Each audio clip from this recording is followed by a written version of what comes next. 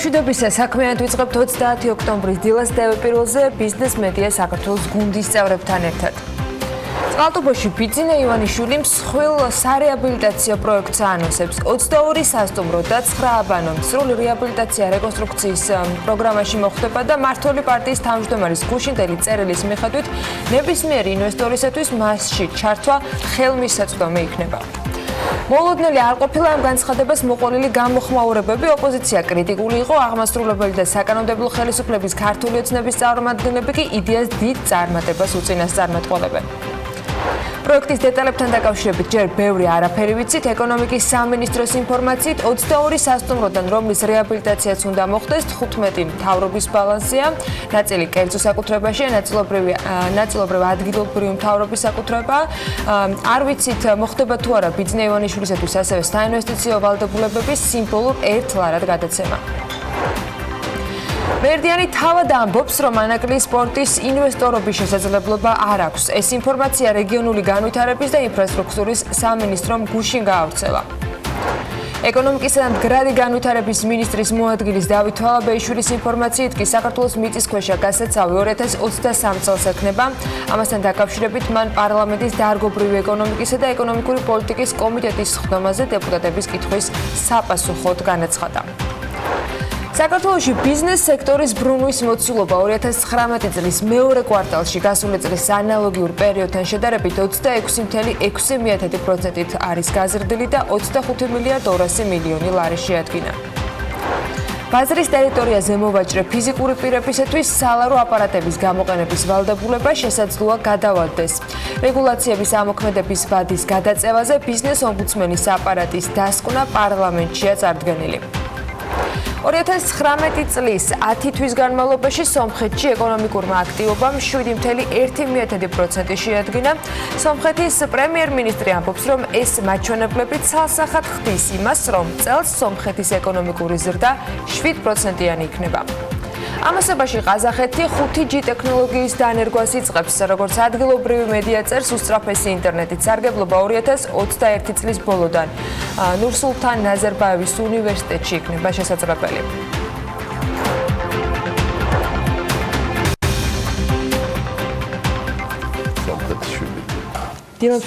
დილა მშვიდობის ყველას, მოგესალმებით. ვადლობთ, რომ ხართ ესე დილა ადრიან ჩვენთან ერთად. მაქვს პატივი წარმოგიდგინოთ საქმიანი დილა ანა ლაპიაშვილთან ერთად, მე გიორგი ისაკაძე ვარ და ვიწყებთ დღევანდელ დილას საქმიანად ტრადიციულად დევეპიროლზე BMG-ის გუნდი. თან ამბებიც ბევრი გვაქვს, სასაუბროს ბევრი გვაქვს, მაგრამ დაწყება ყოველ შემთხვევაში მაინც ესე გადავწყვიტეთ, ვიცი რომ ყველას გაინტერესებთ სოფლიოში მიმდინარე ამბებიც, რომელიც ძალიან საინტერესოებია საქართველოს. და ისევ ინტერბრენდმა, რომელიც სოფლიოში აღიარებული საკონსულტაციო კომპანიაა, მათ ყველაზე ძვირად ღირებული ლუქს ბრენდების სია გამოაქვეყნეს და სხვადასხვა ბრენდის შეფასებისას კომპანიაში ექსპერტები ბრენდის ფინანსურ მდგომარეობასთან ერთად აფასებდნენ თუ რამდენად დიდ გავლენას ახდენს ბრენდი ბაზარზე და რამდენად კონკურენტუნარიანია ის და საბოლოო ჯამში ექსპერტებმა სიაში 9 ლუქს ბრენდი შეიყვანეს, რომელთა ღირებულება ჯამური 117 მილიარდს აჭარბებს. პრადა, მოდი ეს თქვა კლებადი პროგრესიით მოვყვეთ. მე-9 ადგილზე პრადა გავიდა და კლებისას აღმოჩნდა, რომ ყველასთვის ცნობილი ძვირად ღირებული ბრენდის ის მე-9 ადგილს იკავებს და მისი ღირებულება 4 მილიარდ 791 მილიონს აღემატება. ბარბერი ბრენდის ღირებულება 5 მილიარდ 205 მილიონს აღწევს და გასულ წელთან შედარებით ამ ბრენდის ღირებულება 4%-ით არის გაზრდილი. Tiffany & Company ეს ბრენდი 5 მილიარდ 300 მილიონად არის შეფასებული და გასულ წელთან შედარებით ბრენდის ღირებულება 5%-ით გაიზარდა. Diori 6 მილიარდ 45 მილიონი, Cartier-ის მე-5 ადგილს იკავებს და იგი 8 მილიარდ 192 მილიონ დოლარად არის შეფასებული გასულ წელთან შედარებით და მისი ღირებულება 7%-ით არის გაზრდილი. Gucci 15 მილიარდს კი არა და თითქმის 16-საც აღწევს, მისი ზრდა გასულ წელთან შედარებით არც მეტი არც ნაკლები 23%-ია, ამაზე ვსაუბრობდით რამდენიმე დღის წინ. Hermes-ი თითქმის 18 მილიარდს უკაკუნებს მხოლოდ ბრენდის თვითღირებულება და ზრდა Hermes-ის 9%-იანია, Chanel-ი მეორე ადგილზეა. ხალბატონებისთვის გამორჩეული ბრენდი 22 მილიარდ 134 მილიონით და Louis Vuitton-ი ძვირადღირებული ბრენდების სიაში კვლავ პირველ ადგილზე ბაზარზე არის 32 მილიარდიანი და 14%-იანი მატებით. ასეთი ამბავია. სხვა შორის ძალიან სერიოზულად დადისხმები მსოფლიო მედიაში ბერნარ არნოს მიერ ტიფანის შეძენასთან დაკავშირებით მისი კუთვნილი LVMH-ი უკვე ფლობს ისეთ ბრენდებს როგორიც არის Dior-ი, Givenchy, Louis Vuitton-ი, Bloomberg-ი და Financial Times-ი დაჟინებით ამტკიცებენ ასეთი შეთანხმების შესაძლებლობას და თუ ეს მართლაც მოხდა, ეს იქნება ბერნარ არნოს კომპანიისთვის უმსხვილესი ნაწილობა მსოფლიოში აღიარებული ბრენდისა, რაც LVMH-ს მისცემს საშუალებას მისი წარმომადგენლობა გაზარდოს შეერთებული შტატების ბაზარზე. ორთავე კომპანია, ანუ Bloomberg-საც და Financial Times-საც უარსეუნებიან კომენტარზე, თუმცა მსოფლიოს ბიზნეს მედია ამტკიცებს, რომ ესეთი მოლაპარაკებები მიმდინარეობს და შეიძლება ტიფანი მალე LVMH-ის, ანუ ბერნარ არნოს საკუთრებაში აღმოჩნდეს. არნო კлау ევროპის უმდიდრეს ადამიანად რჩება, მისი კომპანიის უცვლელი თავკაცია და Forbes-ის მუდმივი რეიტინგებით, რომელიც რეალურ დროში ახლდება, მისი დღევანდელი ქონება 102 მილიარდ დოლარად არის შეფასებული. ამასობაში კი საქართველოს უმდიდრესი ადამიანი, რომელიც იმავდროულად მმართველი პარტიის თავმჯდომარეა და Forbes-ის რეიტინგში თავისი აქტივებით და ქონებით 365 ადგილს იკავებს 4 მილიარდ და 900 მილიონი დოლარის ქონებით, აუცილებს განცხადებას, რომლის მიხედვითაც იწყებს წყალტუბოს რეაბილიტაციის პროექტს, რაშიც თანამონაწილეობას ქართულ ბიზნესმენებსაც თავაზობს ამ პროექტის განხორციელების ყველა და ნებისმიერ ეტაპზე. ვინაიდან სახელმწიფოს ამჟამად არ აქვს რესურსი რამდენიმე 100 მილიონის ინვესტიცია განახორციელოს წყალტუბოს სრულმასშტაბიანი რეაბილიტაციისთვის, ხოლო მისი ერთიანი სტრატეგიული განვითარების გეგმის არარსებობის პირობებში ბიზნესიც ინერტულია. მივიღე გადაწყვეტილება პირადად ჩაუდგე სათავეში წყალტუბოს აღორძინების პროექტს. გადაწყვეტე პირადი სახსრებით დავიწყო და მაქსიმალურად შემჭიდროებულ ვადებში განვახორციელო არა მხოლოდ ამჟამად სრულიად ამორტიზებული ტურისტული და სამკურნალო ინფრასტრუქტურის სრულმასშტაბიანი რეაბილიტაცია, არამედ თანამედროვე სტანდარტების მოთხოვნით და დაცვით უზრუნველყო მისი განვითარება. ამისთვის მე, ანუ ბიძინა ივანიშვილმა გადაწყვეტა გამოვისყიდო უკლებრივ ყველა 22 სასტუმრო, 9 აბანო და მოახდინო მათი სრული რეაბილიტაცია კურორტის განვითარების ერთიანი გეგმისა და კონცეფციის ფარგლებში. მმართველი პარტიის თავმჯდომარეს ინსპირაცია და შემდგომ სახელმძღვანელო წყალტუბოს რეაბილიტაციისას, როგორც თავად ბრძანებს, გახდება კონცეფცია, რომელიც შვეიცარიული საკონსულტაციო კომპანია Call & Partners მიერ შემუშავებული გეგმაა. ეს გეგმა დიდი ხანია დევს სამთავრობო ვებგვერდებზე, უბრალოდ მათ შორის იმერეთი GoGZ-ს შეგიძლიათ ეს ნახოთ და თავის დროზე ეს დაკვეთა ან შესწავლა ავსტრიულ კომპანიასთან საპარტნიორო ფონდმა დააკონტრაქტა. ამ კვლევის ფარგლებში წყალტუბოში დამატებით უნდა აშენდეს ბავშვთა მოედნები, წყლის პარკი, ტროპიკული ბაღი, გოლფის და ჩოგბურთის მოედნები, კლდეზე ცოცვის პარკი, სავაჭრო ცენტრი, კაფე-ბარები, რესტორნები.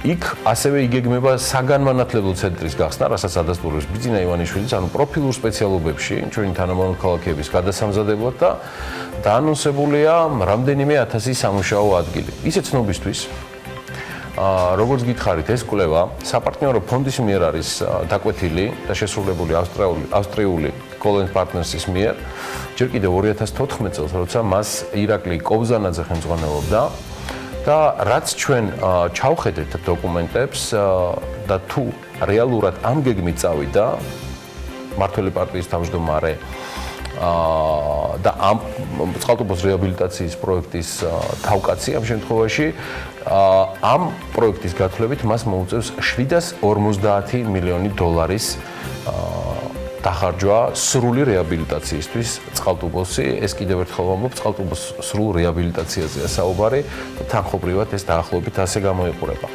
გამოქვეყნებულ განცხადებაში, სხვათა შორის, ბიძინა ივანიშვილი ასევე აღნიშნავს, რომ მის მიერ აბასთუმნის რეაბილიტაციის პროექტის დაწყების შემდეგ იქ კერძო ინვესტორებმაც გადაწყვიტეს მასში ინვესტიციების განხორციელება.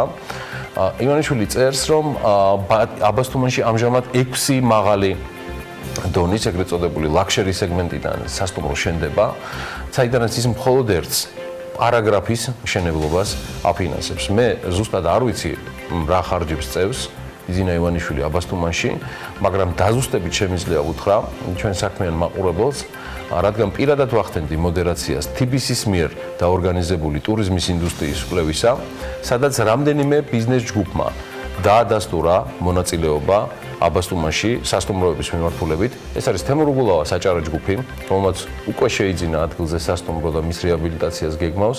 ანალოგიური ინტერესი და აბასტუმაში ჩასვლა ასევე დაადასტურა სასტუმროს მშენებლობასთან ერთად რედისონის წარმომადგენელმაც, რომელიც იმავდროულად Silk Road Hospitality ჯგუფის მიმართულებას ხელმძღვანელობს და გარდა ამისა კონკრეტული პირების ამ ბიზნესის დასახელების გარეშე TBC-ის წარმომადგენელმა მერი ჩაჩაინძემ დაადასტურა, რომ ბანკში კიდევ რამდენიმე პროექტი განიხილება აბასტუმაში სასტუმრო კომპლექსების დაფინანსებისა და მათგან ორი გამოყო როგორც სრულიად რეალისტური, ეს ეხება აბასტუმას.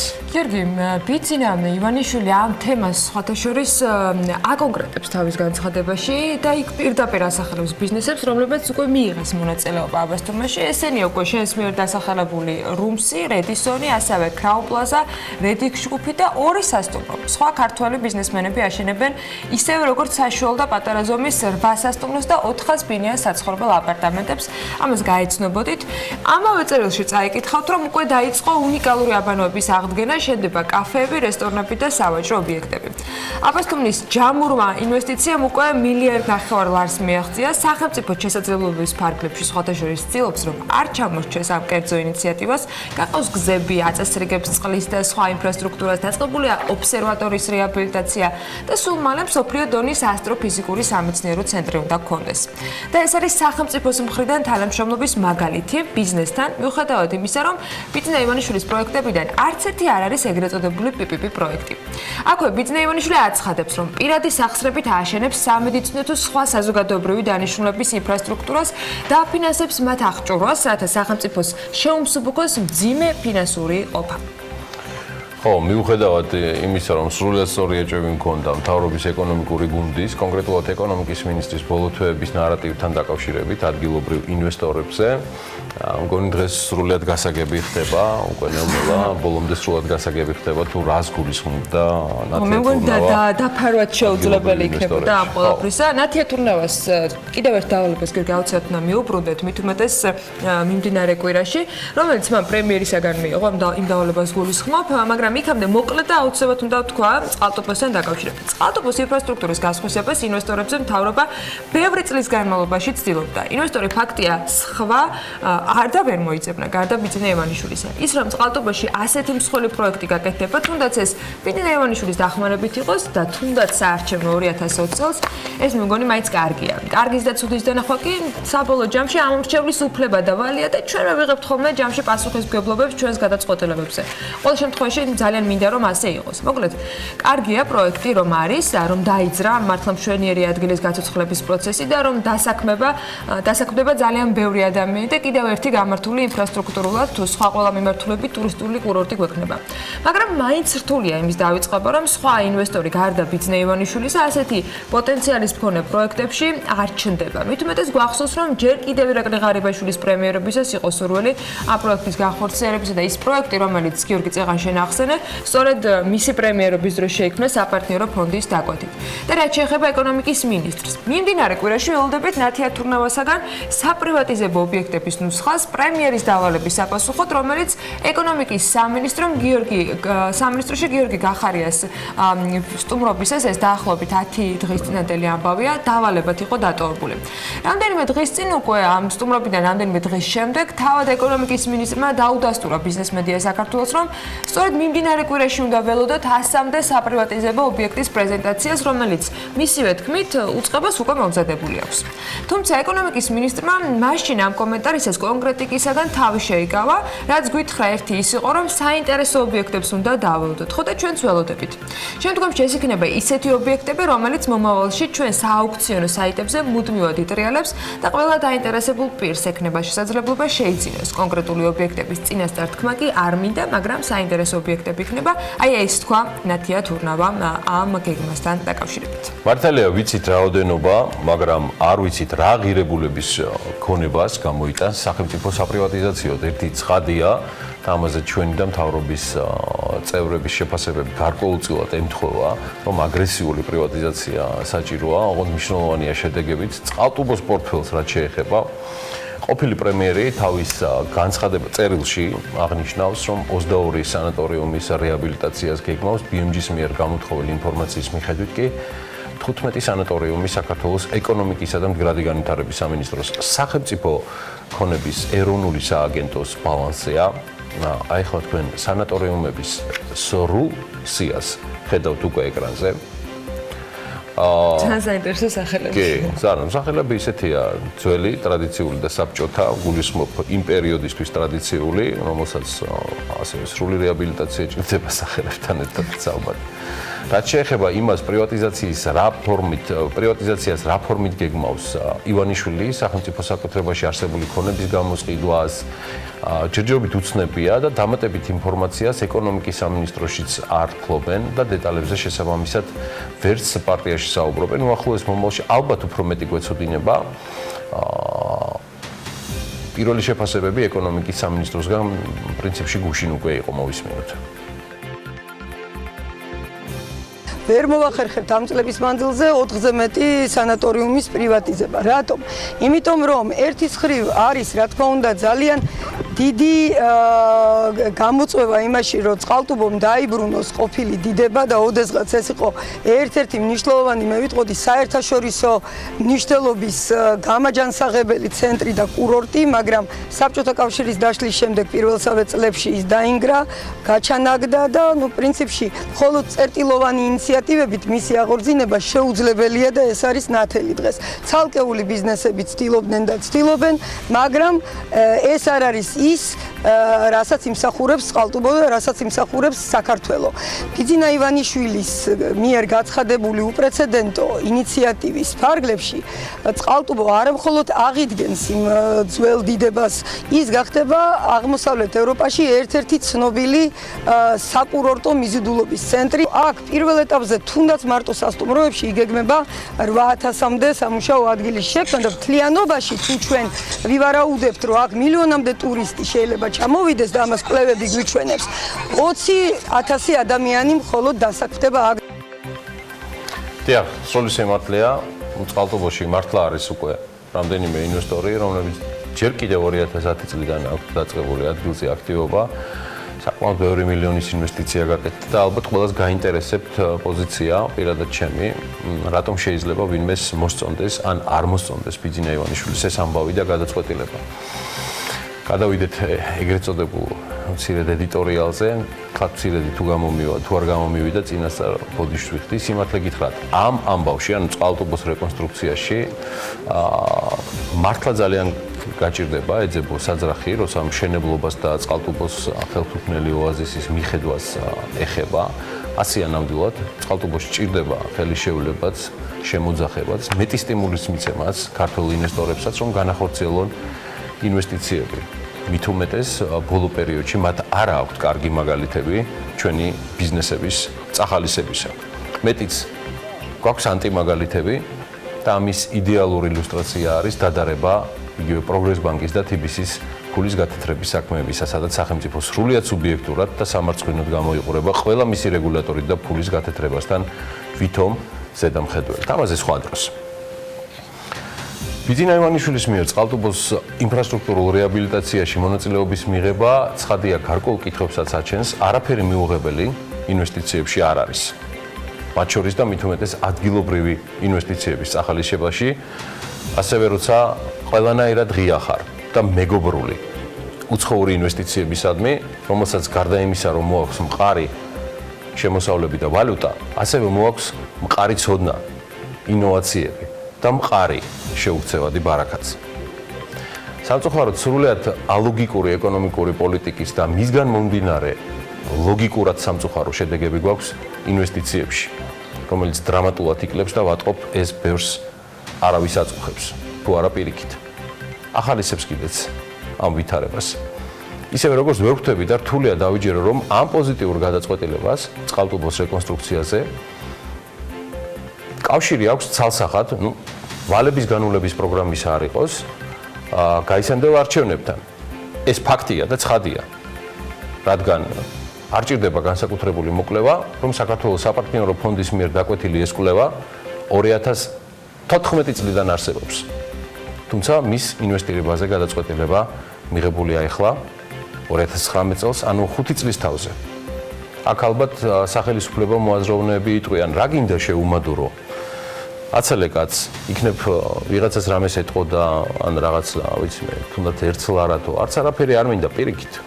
მადლობერი ვარ თქვენი, მე უმადური, რომ სწორედ აი ესეთი მოაზროვნეები ხავს, ბიძინა ივანიშვილს და იმასაც გეტყვით, რომ წყალტუბოში არის განხორციელებული რამდენიმე ინვესტიცია, მათ უკან კონკრეტული ბიზნესმენები დგანან, თუმცა ის, რასაც ბიძინა ივანიშვილი აპირებს, ამას დამოუკიდებლად ვერც ერთი ქართველი ბიზნესმენი შეწდება. დიდი ალბათობით ვერც სახელმწიფო გაიმეტებს ოდესმე ამისთვის თანხებს, რადგან როგორც გითხარით, 750 მილიონ დოლარზეა საუბარი. ხო, მართლა არ მინდა დამავიწყდეს. მე არ ველი, რომ ბიძინა ივანიშვილის შეძახილს ქართველი ბიზნესმენები გამოეხმაურებიან. ანუ არ ველი, რომ მას შემდეგ, რაც ის შეიძენს წყალტუბოს, ის იპოვის მის მყიდველს საქართველოს ფარგლებში. ამის შანსი არ არის. ამაზე მალაპარაკებს გამოცდილება პანორამა თბილისის პროექტზე, რომელსაც ანალოგიური შეთავაზება ასევე ჰქონდა გაკეთებული ბატონ ბიძინას და არ საიდან ხმა არც იძახილი არ ყოფილა.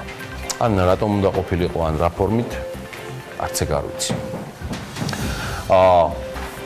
ჯერა წყალტუბოს მომავლის, ჯერა მისი ამოქოქვის, სრულად ამოქოქვის სურთ, თუმცა ისიც თქვათ, რომ წყალტუბოში არიან ბიზნესები, რომლებიც ამ იმერული ოაზისის წარმატებას ბოლო 10 წელია საკმაოდ მძიმე შრომის ფასად იხდიან და გამოსდით. შედარებით დიდი სასტუმროს ამოქოქვამ დასაბამი მისცა სხვა შედარებით მცირეს და სულ მომცროებსაც. მგონი კაზინოს ფუნქციონირებს ადგილობებს. დაიქოქება წყალტუბოს საწავა, უბრალოდ ეს ყველაფერი გვეჩქარება და რეალურად წყალტუბოს რეკონსტრუქცია ამისთვის მნიშვნელოვანია, თუმცა ესეც მეტი მოზომვით უნდა გავაკეთოთ, თუ მანამდე გავცეთ პასუხი კითხვას.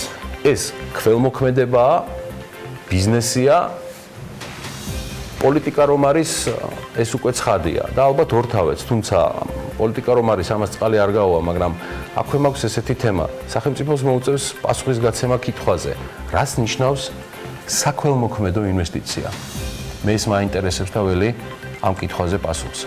ამოქოქავს წყალტუბოს, იქ მშენებლობა, რეკონსტრუქცია დაიწყება, რადგან ამის ფასი პოლიტიკური არჩევნებია 2020-ში, რომელიც იქნება საკმაოდ დაძაბული და დრამატული.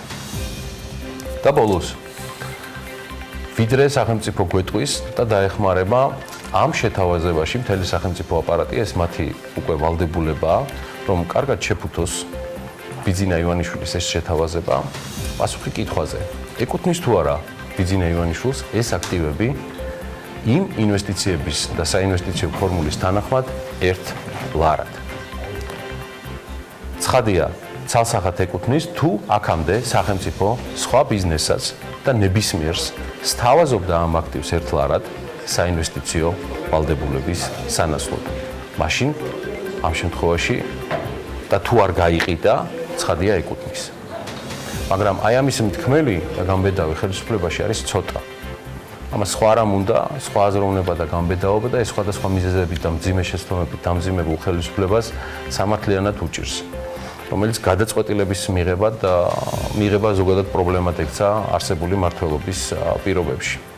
და ბოლოს სამწუხარო რეალობა ამგვარი პროექტების განხორციელებისა შედეგად არის შემდეგი, რომ საქართველო დრამატულად კარგავს პოზიციებს ინვესტიციების მოზიდვის კუთხით და ის ეკონომიკური გუნდის ნარატივის მიხედვით გადართულია მხოლოდ ადგილობრივი ინვესტორების და ისიც შერჩეული ინვესტორების სიტყვიერ წახალისებაზე, რაც სტატისტიკურ მანიპულაციას წარმოადგენს და რეალობა გახლავთ ის, რომ პირდაპირ უცხოური ინვესტიციები ქვეყანაში არის ძალიან დაბალ დონეზე და თუ ეს პარამეტრი, ანუ FDI კიდევ იძლევა ინდიკაციას, ეს ისევ ქართველი ბიზნესმენების, მათ შორის ბიძინა ივანიშვილის თანხებია, რომელიც მათი უცხოური ანგარიშებიდან პერიოდულად საქართველოში ინაცვლებს.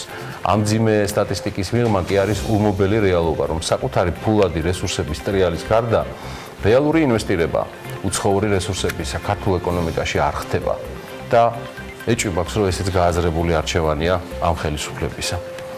ეს არჩევანი კი უარის თქმა უცხოურ ინვესტიციებზე იმაზე უარეს იზოლაციაზე მიგვიყვანს 21 საუკუნეში სრულიად ფატალური შედეგებით, ვიდრე მაგალითად სიგიჟეები, რომ აგზავნოთ ინტერნეტი ან თუნდაც სოციალური ქსელებით. რეზუმირებისთვის მე მგონია, რომ ბიძინა ივანიშვილის განცხადების მიღმა რჩება ძალიან ბევრი კითხვა, რომელიც მთავრობასთან შეთანხმების შემდეგ გახდება უფრო ნათელი, ანუ გვეცოდინება უფრო მეტი თუ რა ბედიელის უკვე არსებულ ანაშებულნებულ სასტუმროებს ავსტრიელების დამუშავებული გეგმის და ხედვის გარდა რა იქნება საბოლოო განვითარების გეგმა, მარტო აპირებს ამას ბიძინა ივანიშვილი თუ რეალურად შეასრულებს მამოძრავებელ ფუნქციას და გახსნის აბასთუმნის მსგავსად კარს სხვა ინვესტორებისთვის და არ იქნება წყალტუბოს ექსკლუზიური განმავითარებელი და მისი დროებითი ან მუდმივი ფლობელი. მოკლედ აი ამ ყველაფრის მიღვა მთავრობის მხარეს იქნება ბევრი კითხვა გასაცემი თუ ვინ რა და როგორ გადალაგდება წყალტუბოს პროექტთან დაკავშირებით. ფაქტი ერთია, რომ საერთო მასტერ გეგმის ანგნებავთ განაშენიანების პირობებშიც კი ერთი ინვესტორი ყველაზე საუკეთესო გემოვნებითი თვისებებით დაჯილდოებულიც კი ვერ შექმნის მარტო იმ სულისკვეთებას, რაც სჭირდება მის განვითარებას. განვითარება კი არის თავისუფლება და კონკურენცია. ეს არის დასაბამი განვითარებისა, რომელსაც ვერც დასაწყისი ექნება და ვერც დასასრული, ისევე როგორც ვერც თავისუფლებას.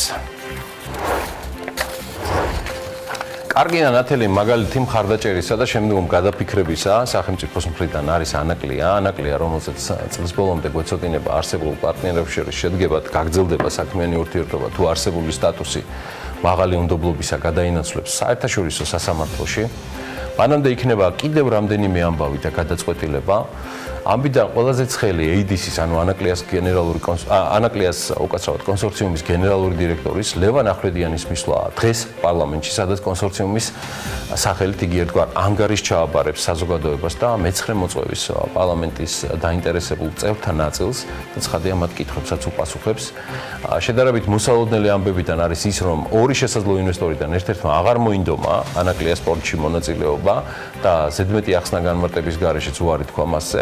ეხება უმდიდრესი ყაზახების მიერ დაარსებულ საერთაშორისო საინვესტიციო ფონდ მერიდიანს, რჩება ამერიკული ფონდი ცერბერუსი, რომელზეც პოზიციას სახელმწიფო სავარაუდოდ უახლოეს მომავალში დააფიქსირებს. მე ისიც მიგვირს, რომ ესეთი ამბების შემდეგ, რაც ბოლო 2 წლის ნახევრის განმავლობაში მათ ამ პროექტის ირგვლივ ხდება არსებული თუ პოტენციური ინვესტორების მიმართ რაც განვითარდა, საერთოდ როგორ არის დარჩენილი რაიმე ტიპის ინტერესი. მე ვთვლი, რომ დღეს უმაღლესი საკანონმდებლო ორგანოს წარმომადგენლებს და ქართულ პარლამენტარებს აქვთ უნიკალური შანსი მიიღონ ინფორმაცია და ფორმირება გაუკეთონ ფორმულას, რომელიც მიგვიყვანს მის ამოხსნამდე შემდეგი კითხვის დასმის საფუძველზე.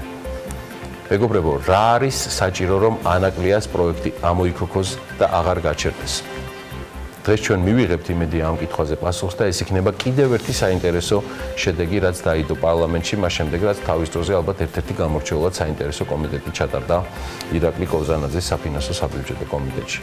რა უნდა გაკეთდეს, რომ ანაკლია აშენდეს? ბატონ პარლამენტარებო, ცხადია მიმართავ ქალბატონებსაც, ეს არის მთავარი კითხვა და არა გარკვევა მტყუან მართლისა. იფიქრეთ საქმიანად და როგორც მაიაც კიტიშვილმა სხვათა შორის გუშინ განაცხადა, იფიქრეთ პოზიტიურად. ამ კითხვაზე პასუხს დღეს პარლამენტში იმედია, რომ მოუძებნით, თუმცა ვნახოთ, როგორ იქნება სულისკვეთება მართლა ფიქრისა, პოზიტიური თუ უფრო დაძაბული. ზუსტად 11 საათზე დაიწყება ეს ხდომა, ამას BMG-ზე აუცილებლად მიატევნებ თვალს, იქამდე მოდი არსებულ ბიზნეს სიახლეებს გადავხედოთ. ჯანდაცვის სისტემაში სიახლეები გვაქვს, პარამედიკოსები გამოძახებაზე, მოტოციკლით ივლია საგანგებო სიტუაციების კოორდინაციისა და გადაუდებელი დახმარების ცენტრის ინფორმაციით, პარამედიკოსები გამოძახებაზე მოტოციკლით იმ შემთხვევაში გავლენ, როდესაც ადამიანს პირველადი სასწრაფო სამედიცინო დახმარების გაწევა დასჭირდება. ამასობაში თელასმა ტაშკენტისა და მიმდებარე ქუჩებზე საჰაერო ელექტროგადამცემი ხაზები საკაბელოთ შეცვალა. პროკრედიტ ბანკს ვაკეში ახალი ფილიალი აქვს. სავაჭრო ცენტრ ჰომარტის მეორე სართულზე ბანკის ახალი სერვის პუნქტი იწყებს ფუნქციონირებას, რომელიც ბიზნესებთან ერთად ფიზიკურ პირებსაც მოემსახურება. ვართ მოლოდინში და დიდი იმედი გვაქვს, რომ მთავრობა იმუშავებს და მუშაობს იმაზე, რომ გაზაფხულიდან რეისები აღდგეს. ასეთი იყო ტავ-ჯორჯიას გენერალური მენეჯერის მოადგილის თეა ზაქარაძის პასუხი BMG-ს კითხვაზე, რომელიც რუსეთს საქართველოს შორის პირდაპირ რეისების აღდგენას შეეხებოდა. როგორც ზაქარაძე ამბობს, საერთაშორისო აეროპორტში აბსოლუტურად უარყოფით ჭრილში მიდის მგზავრთა ნაკადის მატების პროცესი. რუსეთის ემბარგომ ჩვენ ძალიან დაგვარტყა, მიუხედავად იმისა, რომ ჩვენ 25% ჩვენი შემოსავლების დავკარგეთ, მიუხედავად იმისა, რომ დღის განმავლობაში ტერმინალი ფაქტიურად სარიელია, ხედავთ თქვენ, სხვა სიტუაცია გქონდა, მიუხედავად იმისა, რომ რეალურად 150 რეისამდე კვირაში საერთოდ გაუქმდა და ტრაფიკი მოდის ქვემოთ და არა ზემოთ და ეს ჩვენ ფინანსებზეც აისახება, რა თქმა უნდა, აბსოლუტურად უარყოფით ჭრილში მიდის, ესე ვთქვათ, მგზავრთა ნაკადის მატების პროცესი. სამწუხაროდ 2008 წლის მერე მართლა გულწრფელად გეუბნებით, ჩვენ ესეთი ციფრები არ გქონია. ტავჯორჯია მთავრობის მხარდაჭერას ითხოვს, რა სჭირდება ინვესტორს ეკონომიკის სამინისტროსგან. ტავჯორჯიას გენერალური მენეჯერის მოადგილის განმარტებით ამაზე საპასუხოდ ეს ერთადერთია, რაც მათ ხელისუფლებისაგან სჭირდება და ეს არის დახმარება ეკონომიკის სამინისტროსგან, რომ მათ მიიღონ უბრალოდ თანხმობა და დასტური, რომლის საფუძველზეც კომპანია ბათუმის აეროპორტში მშენებლობა უნდა დაიწყოს. ჩვენ მთავრობისგან გვჭირდება თანადგომა, ჩვენ მთავრობისგან გვჭირდება ჩვენს მიერ დასახული მიზნების, ჩვენს მიერ დაგეგმილი პროექტების განხორციელებაში ხარში ამოდგომა. აქვე ვიტყვი, რომ ბათუმის პროექტი, რომელიც უკვე ოქტომბრის თვეში უნდა დაგვეწყო, ჯერ კიდევ არა გვაქვს ბოლო კონფირმაციები მიღებული და ველოდებით მუშაობს ეკონომიკის სამინისტრო ამაზე. ჩვენ მოგვიწლია რაღაც დეტალების შეცვლა პროექტში სამწუხაროდ და ამიტომ ოქტომბრის ნაცვლად სავარაუდოდ მშენებლობას მარტის თვეში დავიწყებთ. თუ ბიზნესის უმრავლესობა მიიჩნევს, რომ აქ პოზიტივი უფრო მეტია ვიდრე რისკები, მაშინ ამ გადაწყვეტილებას მივიღებთ. ეს დარგობრივი ეკონომიკისა და ეკონომიკური პოლიტიკის კომიტეტის თავმჯდომარემ რომან კაკულიამ ანტიდემპინგურ კანონმდებლობაზე საუბრისას მედიასთან თქვა. როგორც ის აღნიშნავს, ანტიდემპინგურ კანონზე იმპორტიორებს სხვა პოზიცია აქვთ, მეწარმეებს კი მათგან განსხვავებული. ის ამბობს, რომ ანტიდემპინგური კანონპროექტის საკომიტეტო განხილვა კიდევ ერთი თვით გადაიდო. კაკულია მიიჩნევს, რომ ეს არ არის კანონი, რომელიც დღეს სიტუაციას რადიკალურად შეცვლის.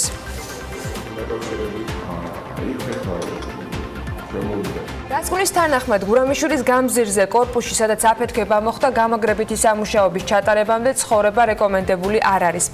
ამ გამზირის 34 ნომერში მდებარე 16 სართულიან საცხოვრებელ კორპუსში, სადაც გაზის გაჯონვის შედეგად აფეთქება დაფიქსირდა, თბილისის მუნიციპალურმა ლაბორატორიამ ჩაატარა შემოწმება. ამ ეტაპზე კი ადგილზე გაწმენდითი სამუშაოები მიმდინარეობს.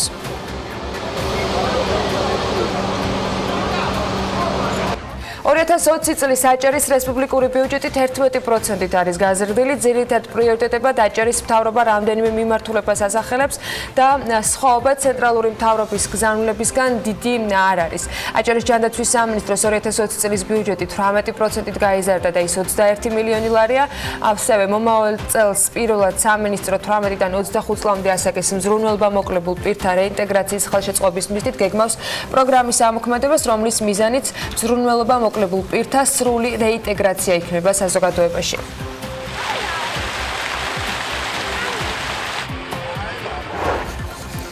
ეს მხოლოდ მცირე ნაწილია ბიზნეს სიახლეების კიდევ ერთ ძალიან საინტერესო ეკოლას ცოტა მოგვიანებით შემოგთავაზებთ. ახლა დრო არის უკვე რომ გარემოს ეროვნულ სააგენტოს მიერ მოწოდებულ ინფორმაციებს გადავხედოთ და მათი ინფორმაციით ამინდი ქვეყანაში განპირობებული იქნება შავი ზღვის ჩრდილო-დასავლეთიდან მოქმედი ცივი და ნოტიო ჰაერის მასების, ასევე სამხრეთიდან მოქმედი თბილი ჰაერის მასების ურთიერთქმედებით. შესაბამისად მოსაოდნელია დრო გამოშვებით ღრუბლიანობის მომატება დასავლეთ საქართველოს უმეტეს და აღმოსავლეთ საქართველოს ზოგიერთ რაიონში კი ხანმოკლე წვიმა იქნება. ელჭექი და იქროლებს დასავლეთის მიმართულების ქარი. შემოდგომა პრინციპში ბოლო თვეს დასტარტავს სულ რამდენიმე საათში და ამინდიც ფუჭდება. როგორი ტემპერატურა იქნება მთელი ქვეყნის მასშტაბით სხვადასხვა ქალაქში, ამას თქვენ გრაფიკულად ეკრანზე დაინახავთ. შემდეგ მცირე სარეკლამო პაუზა გველდება და რამდენიმე წუთში დაგიბრუნდებით.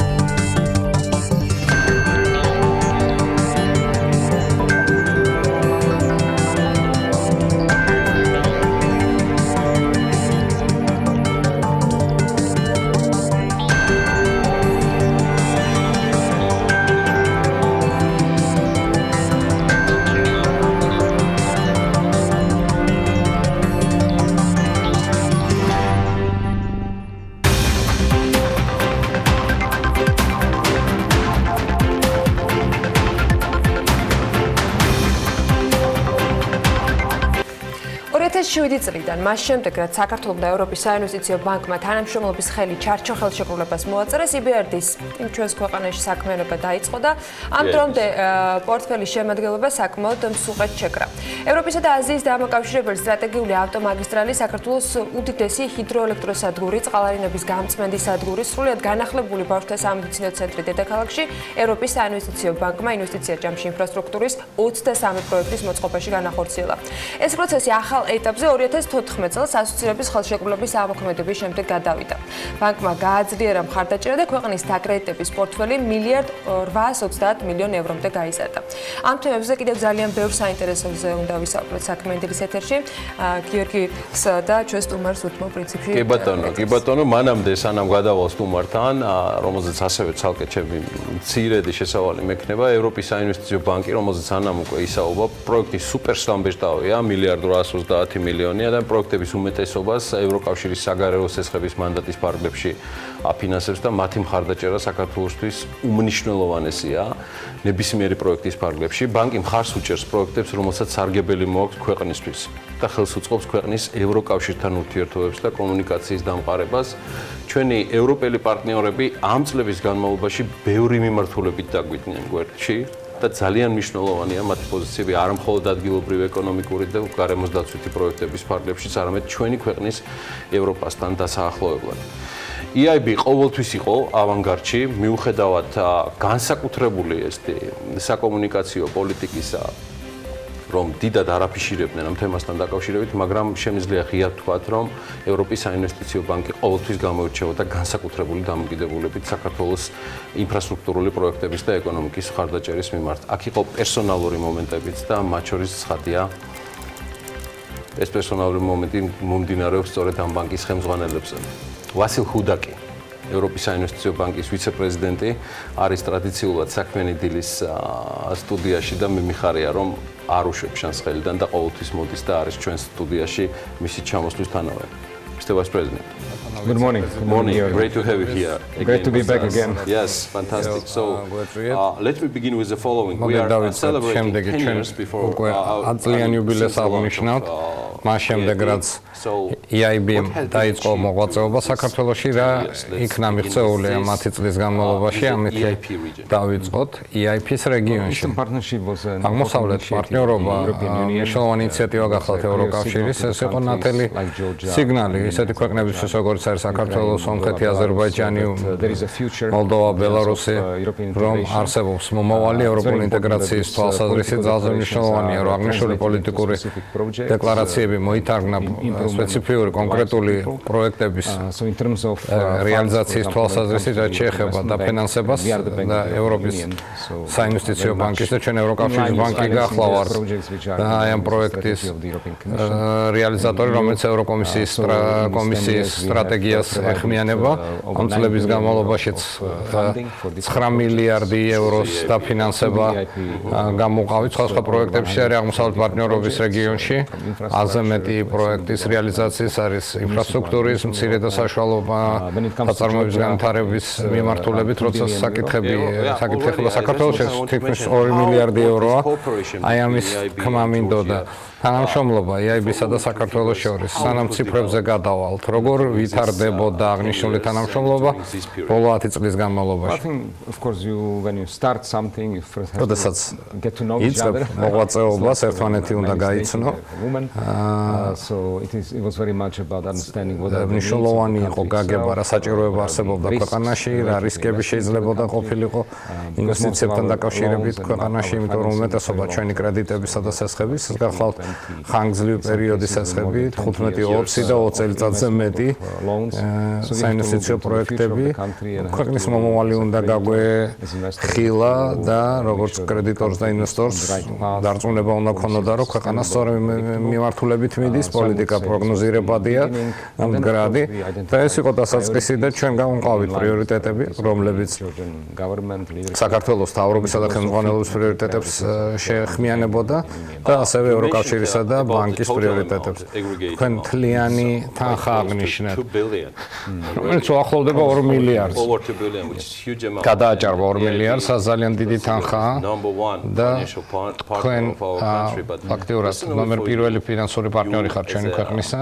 პირადად თქვენთვის, როგორც მომქმედი ხელმძღვანელისთვის, EIB-ისთვის შეგიძლიათ გამოყოთ და აღნიშნოთ პროექტები, რომელსაც EIB მხარს უჭერს ბოლო პერიოდში საქართველოში, რაც თქვენთვის პირადად მნიშვნელოვანი და ასევე ბანკისთვის საგულისხმო იყო. მრავალი პროექტია მნიშვნელოვანია საქართველოს პოზიციონერების თვალსაზრისით.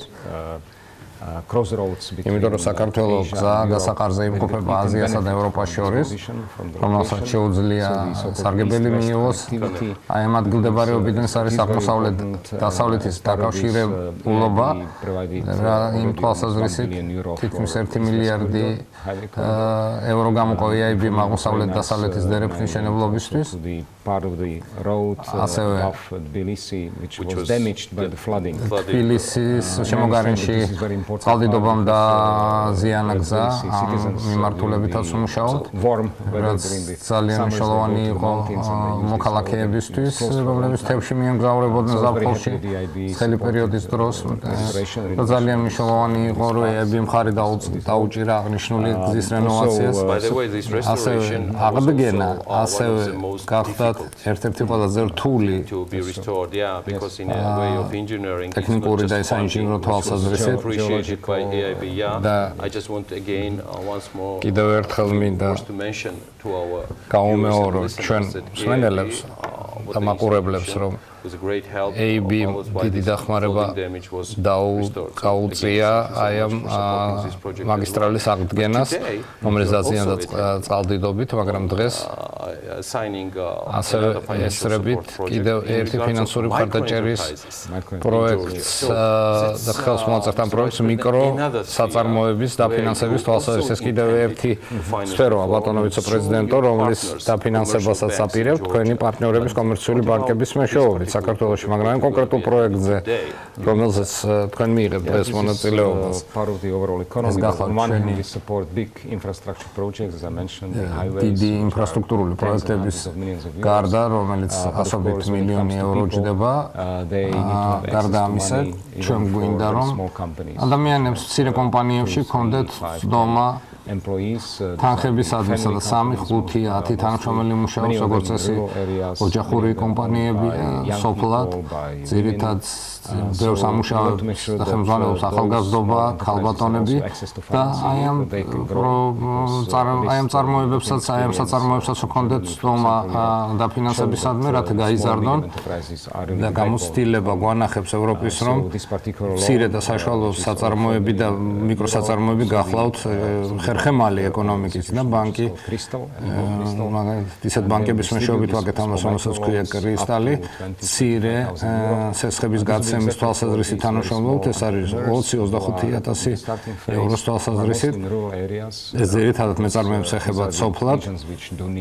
ეს გახლავთ ისეთი რეგიონები, რომელსაც ჭირდებათ უფრო მეტი წონა ფინანსებზე. თქვენ მუშაობთ ძალიან მნიშვნელოვნად მცირე და საშუალო საწარმოებთან დაკავშირებით. ამ თვალსაზრისით თვალისწინებთ რა აწლიან პერიოდს, როგორ ჭრეთ მომავალ თანამშრომლობას EIB-სა და საქართველოს შორის. სად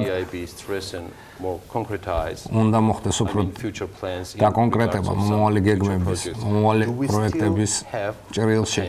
კვლავ გაგვაჩნია პოტენციალი ზრდის ჩვენი შიდა ბიზნეს ურთიერთობებს, რა თქმა უნდა, ვხედავთ მრავალ შესაძლებლობებს ადგილობრივ და რეგიონალურ დონეზე.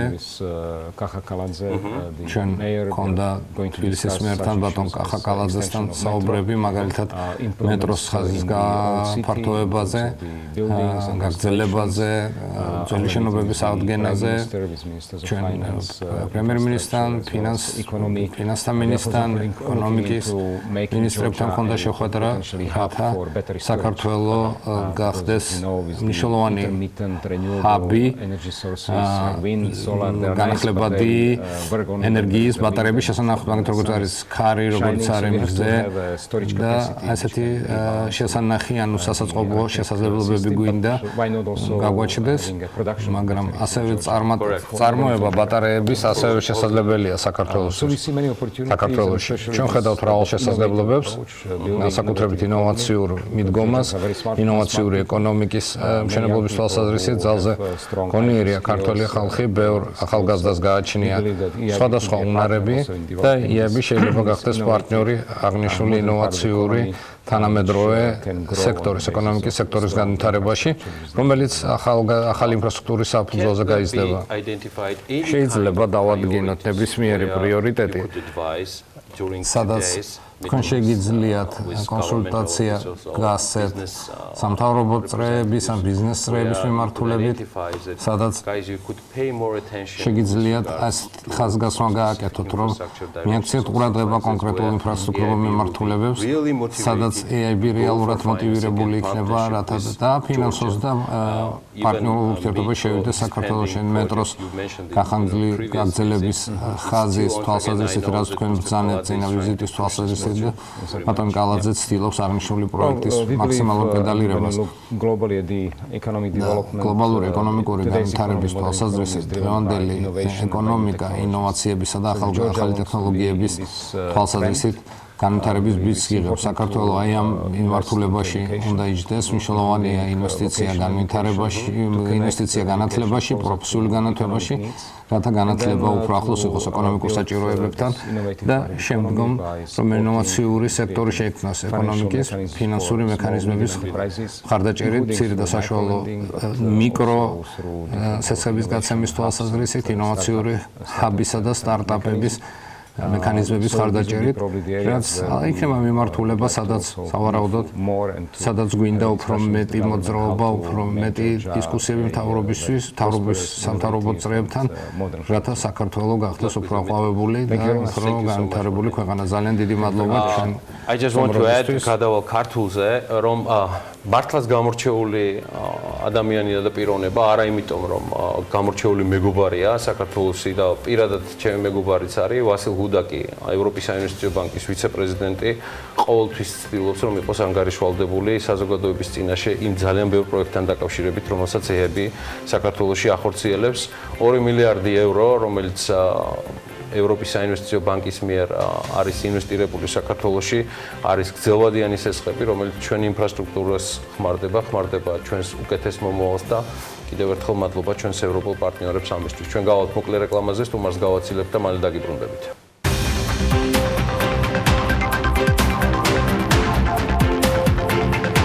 ანაკლის ნავსადგურის განვითარების სააგენტოს განცხადებით, მათ აქვთ სურვილი ბანკებთან მოლაპარაკებები გაგრძელდეს. მუნიციპალური განვითარების ფონდის ინფორმაციით, ქვეყნის მასშტაბით ცხოველთა თავშესაფრების პროექტირებისა და მშენებლობის სამუშაოები მიმდინარეობს და მათივე ცნობით, პროექტის დასრულების შემდეგ მიუსაფარ ცხოველთა პრობლემა 6 მუნიციპალიტეტში სრულად გადაჭრილი უნდა იყოს. თბილისის მერიის ჯანდაცვისა და სოციალური მომსახურების საქალაქო სამსახურის უფროსის გელაჩივიაშვილის ინფორმაციით, დედაქალაქში უსახლკარო სტატუსის მქონე 1521 ადამიანია აღრიცხული. დედაქალაქის მერიის მხარდაჭერით მეოთხე საერთაშორისო ციფრული სამიტი თაჩ დღეს გაიხსნება. ორდღიანი ღონისძიების ორგანიზატორები კრეატიული ციფრული სააგენტო, ონესული და თბილისის სტარტაპ-ბიურო არიან. სამიტში მონაწილეობას 15-ზე მეტი ქვეყნის წარმომადგენელი მიიღებს. ანტიდემპინგური კანონის განხილვა კიდევ ერთხელ გადაიდო მიზეზებზე საუბრისას. რომან კაკულია ამბობს, რომ გადაწყვეტილება იმ შემთხვევაში მიიღება, თუ ბიზნესის უმრავლესობა მიიჩნევს, რომ აქ პოზიტივი უფრო მეტია, ვიდრე რისკები. ერთი კვირის განმავლობაში საგადასახადო სამართალდარღვევის 418 ფაქტია გამოვლენილი.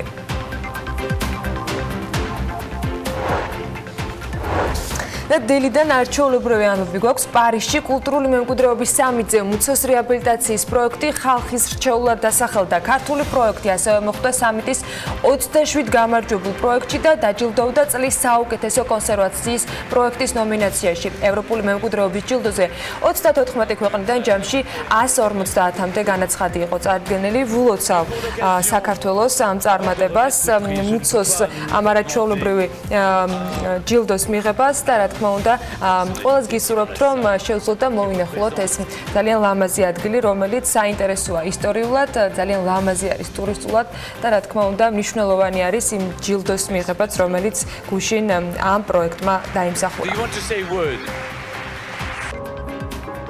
The remote village of Matso is a remarkable fortified settlement. დღეს ანაკლის თემა კი კიდევ ერთხელ მოექცევა მედია სივრცის ყურადღების ცენტრში. თან ძალიან დიდი დოზით 11 საათზე ანაკლის კონსორციუმის აღმასრულებელ დირექტორს საქართველოს პარლამენტში ელოდებიან. ლეონ ახვლედიანმა კანონმდებლობის შეთავაზება მიიღო და ფრაქციის ფორმატში მისი მხრიდან პრეზენტაცია და კითხვა-პასუხი მოჰყვება. წინასწარი ინფორმაციით მაია ცქიტიშვილი ანაკლის სპორტის პროექტის საპარლამენტო ფორმატში განხილვას არ დაესწრება. მე აქვე დაინტერესებული ადამიანებს გეტყვით რომ ბიზნეს მედია საქართველოს სოციალურ ქსელებში გექნებათ შესაძლებლობა რომ პირდაპირ ეთერში ადევნოთ თვალი ფრაქციის ფორმატში მიმდინარე განხილვას. ერთი დღით ადრე ანუ გუშინ რეგიონული განვითარებისა და ინფრასტრუქტურის სამინისტრომ გვამცნო რომ ანაკლის პროექტის პოტენციური ინვესტორი კომპანია მერიდიანი თავად ამბობს რომ ანაკლის პორტის ინვესტორობის შესაძლებლობა არ აქვს. საქართველოს მთავრობის მტკიცებით მერიდიანმა არ განმარტა რატომ თქვა უარი პროექტში მონაწილეობაზე. განმარტება ამასთან დაკავშირებით ანაკლის ღრმაწლოვანი ნავსადგურის განვითარების სააგენტოს დირექტორმა დავით ჯავახაძემ მედიასთან გააკეთა. გუშინვე რეგიონული განვითარებისა და ინფრასტრუქტურის სამინისტროში ითქვა რომ ანაკლის ღრმაწლოვანი პორტის პროექტში სხვა კომპანიების ჩართვის საკითხიც განიხილება, თუმცა რომელ კომპანიებზე საუბარი უწყებაში ამაზე ღიად არ საუბრობენ. მედიასთან დაკავშირებით როგორც მოგეხსენებათ მიმდინარეობდა პროცედურები კომპანიის შესწავლა მისი შეთანხმების მიზნით თუმცა გუშინ შემოვიდა წერილი რომლის საფუძველზეც კომპანიამ უარი თქვა ამ ეტაპზე თავს იკავებს პროექტში მონაწილეობაზე მიზეზები განმარტებული არ არის. ანაკლის სპორტის პროექტი საკმაოდ მიმზიდველია, მათ შორის კომერციულადაც ეს უკვე ნათია თურნავას გუშინდელი კომენტარია მედიასთან. ეკონომიკის მინისტრის განცხადებით საქართველოში ბოლო წლებში საკონტეინერო ტვირთები ძალიან სწრაფი ტემპით იზრდება და წელს არის რეკორდული 40%-იანი ზრდა კონტეინერების გადაზიდვაში. აქედან გამომდინარე პროექტის მიმზიდველობა ეჭქვეშ არ დგას. თურნავა დარწმუნებულია რომ მოიძებნებიან ღირსეული ინვესტორები, რომლებიც ამ პროექტს დააფინანსებენ. მიკრო და მცირე ბიზნესზე ეს არის ჩვენი თავი. რუსთავის მეტალურგიული ქარხნის იურისტის დავით ებრალიძის განცხადებით მას შემდეგ რაც ქარხანამ ელექტროენერგიის შეძენა თავისუფალ ბაზარზე დისტრიბუტორების გარეშე დაიწყო ენერგორესურსის ხარჯი 30%-ით გაიზარდა. ამასთან დაკავშირებით მან პარლამენტის დარგობრივი ეკონომიკისა და ეკონომიკური პოლიტიკის კომიტეტის სხდომაზე განაცხადა, სადაც ენერგეტიკაში დაგეგმილ რეფორმებთან დაკავშირებით კანონპროექტის განხილვა გაიმართა. მისივე თქმით, საქართველოში ნაწარმოები ელექტროენერგიის შეძენა ადგილობრივ საწარმოებს იმაზე ძვირი უჯდებათ, ვიდრე გენერაციის ობიექტები საექსპორტო ტყედიან, რადგან ექსპორტი დღეგეთი არ იბეგრება. პასუხად ეკონომიკის მინისტრის მოადგილემ კი თქვა, რომ მთავრობა მსგავს კომპანიებს, რომლებიც ელექტროენერგიას თავისუფალ ბაზარზე შეიძენენ, ზამთრის პერიოდში გარკვეულ შეღავათებს შესთავაზებს.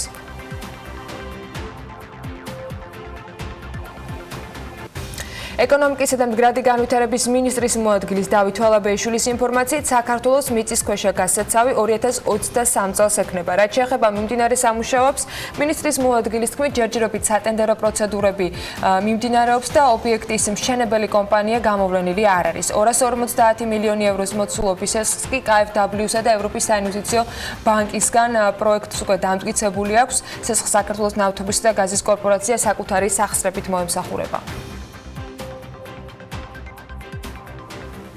საინვესტიციო კომპანია საქართველოს კაპიტალმა ხელი მოაწერა შპს ჰიდროლეას 100%-იანი წილის ნასყიდობის ხელშეკრულებას. ამასთან დაკავშირებით მათ თავად გაავრცელეს ინფორმაციას.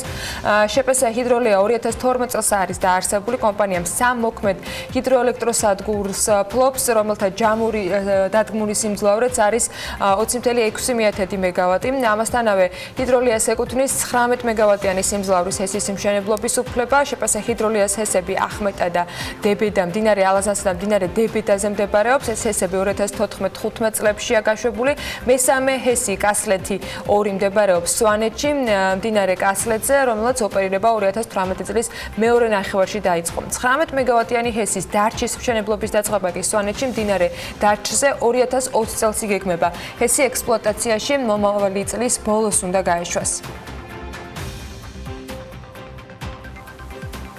ეკონომიკის და მდგრადი განვითარების მინისტრის ინფორმაციით, 3 წლიანი გაზიფიცირების პროგრამის შედეგად იმერეთში გაზ დამატებით 60-მდე სოფელი მიიღებს. ზესტაფონის მუნიციპალიტეტის სოფელ ზედა კლდეეთში გაზიფიცირების მიმდინარე სამუშაოების დათვალიერებისას თურნავამ ყურადღება აგროტურიზმის განვითარების შესაძლებლობებზეც გაამახვილა, აგრეთვე სააგენტო საწარმოო საქართველოში ბიზნესის სტიმულირების პროგრამაზე, რომელთა გამოყენებაც მიკრო და მცირე მეწარმეებსაც შეუძლიათ. მინისტრის განცხადებით, ზესტაფონის მუნიციპალიტეტის რამდენიმე სოფელში ბუნებრივ აირს უკვე მომავალ წელს გაზაფხულიდან მიიღებენ. პარამედიკოსები გამოძახებაზე მოტოციკლით ივლია. საგანგებო სიტუაციების კოორდინაციისა და გადაუდებელი დახმარების ცენტრის ინფორმაციით, მოტოციკლით გამოძახებაზე ისინი იმ შემთხვევაში გავლენ, თუ ადამიანს პირველადი სასწრაფო სამედიცინო დახმარების გაწევა დასჭირდება. ასევე განიმარტება, რომ გარდა მოტოციკლისა ანალოგიური სერვისის გასაწევად დაგეგმილი არის ერთკაციანი ელექტრომობილების შესყიდვაც, რომელიც კონკრეტულად ბათუმის ბულვარს ექნება. პირველ ეტაპზე ჯანდაცვის უწყება ჯამში 20-მდე სპეციალური მოტოციკლის და ელექტროავტომობილის შესყიდვას გეგმავს. ექიმებს შესაძლოა 2-ზე მეტ კლინიკაში მუშაობა აეგრძალოთ. ეს ჯანდაცვის მინისტრის მოადგილე თამარ გაბუნიამ თქვა. მისი განმარტებით არის შემთხვევები, როდესაც კონკრეტული სპეციალობის ექიმი რამდენიმე ადგილზე მუშაობს, რის გამოც არაერთი პრობლემა იქმნება. მათ შორის გადაუდებელი შემთხვევების დროს საავადმყოფოში ექიმის დროულად გამოცხადება.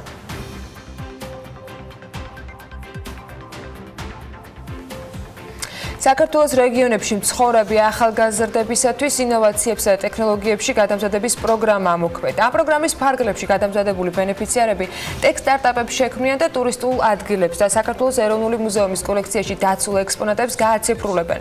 ამავე პროგრამის ფარგლებში უნდა შეიქმნას ციფრული საგანმანათლებლო პლატფორმა, რომელიც ყველა რეგიონალური მომხმარებლისათვის ხელმისაწვდომი გახდება და მათ უსასყიდლოდ სტარტაპის შექმნისათვის საჭირო მოდულებს შეასწავლის. პროგრამას ბიზნესისა და ტექნოლოგიების უნივერსიტეტი საქართველოს ეროვნულ მუზეუმთან და ვესტმინსტერის უნივერსიტეტთან პარტნიორობით ახორციელებს.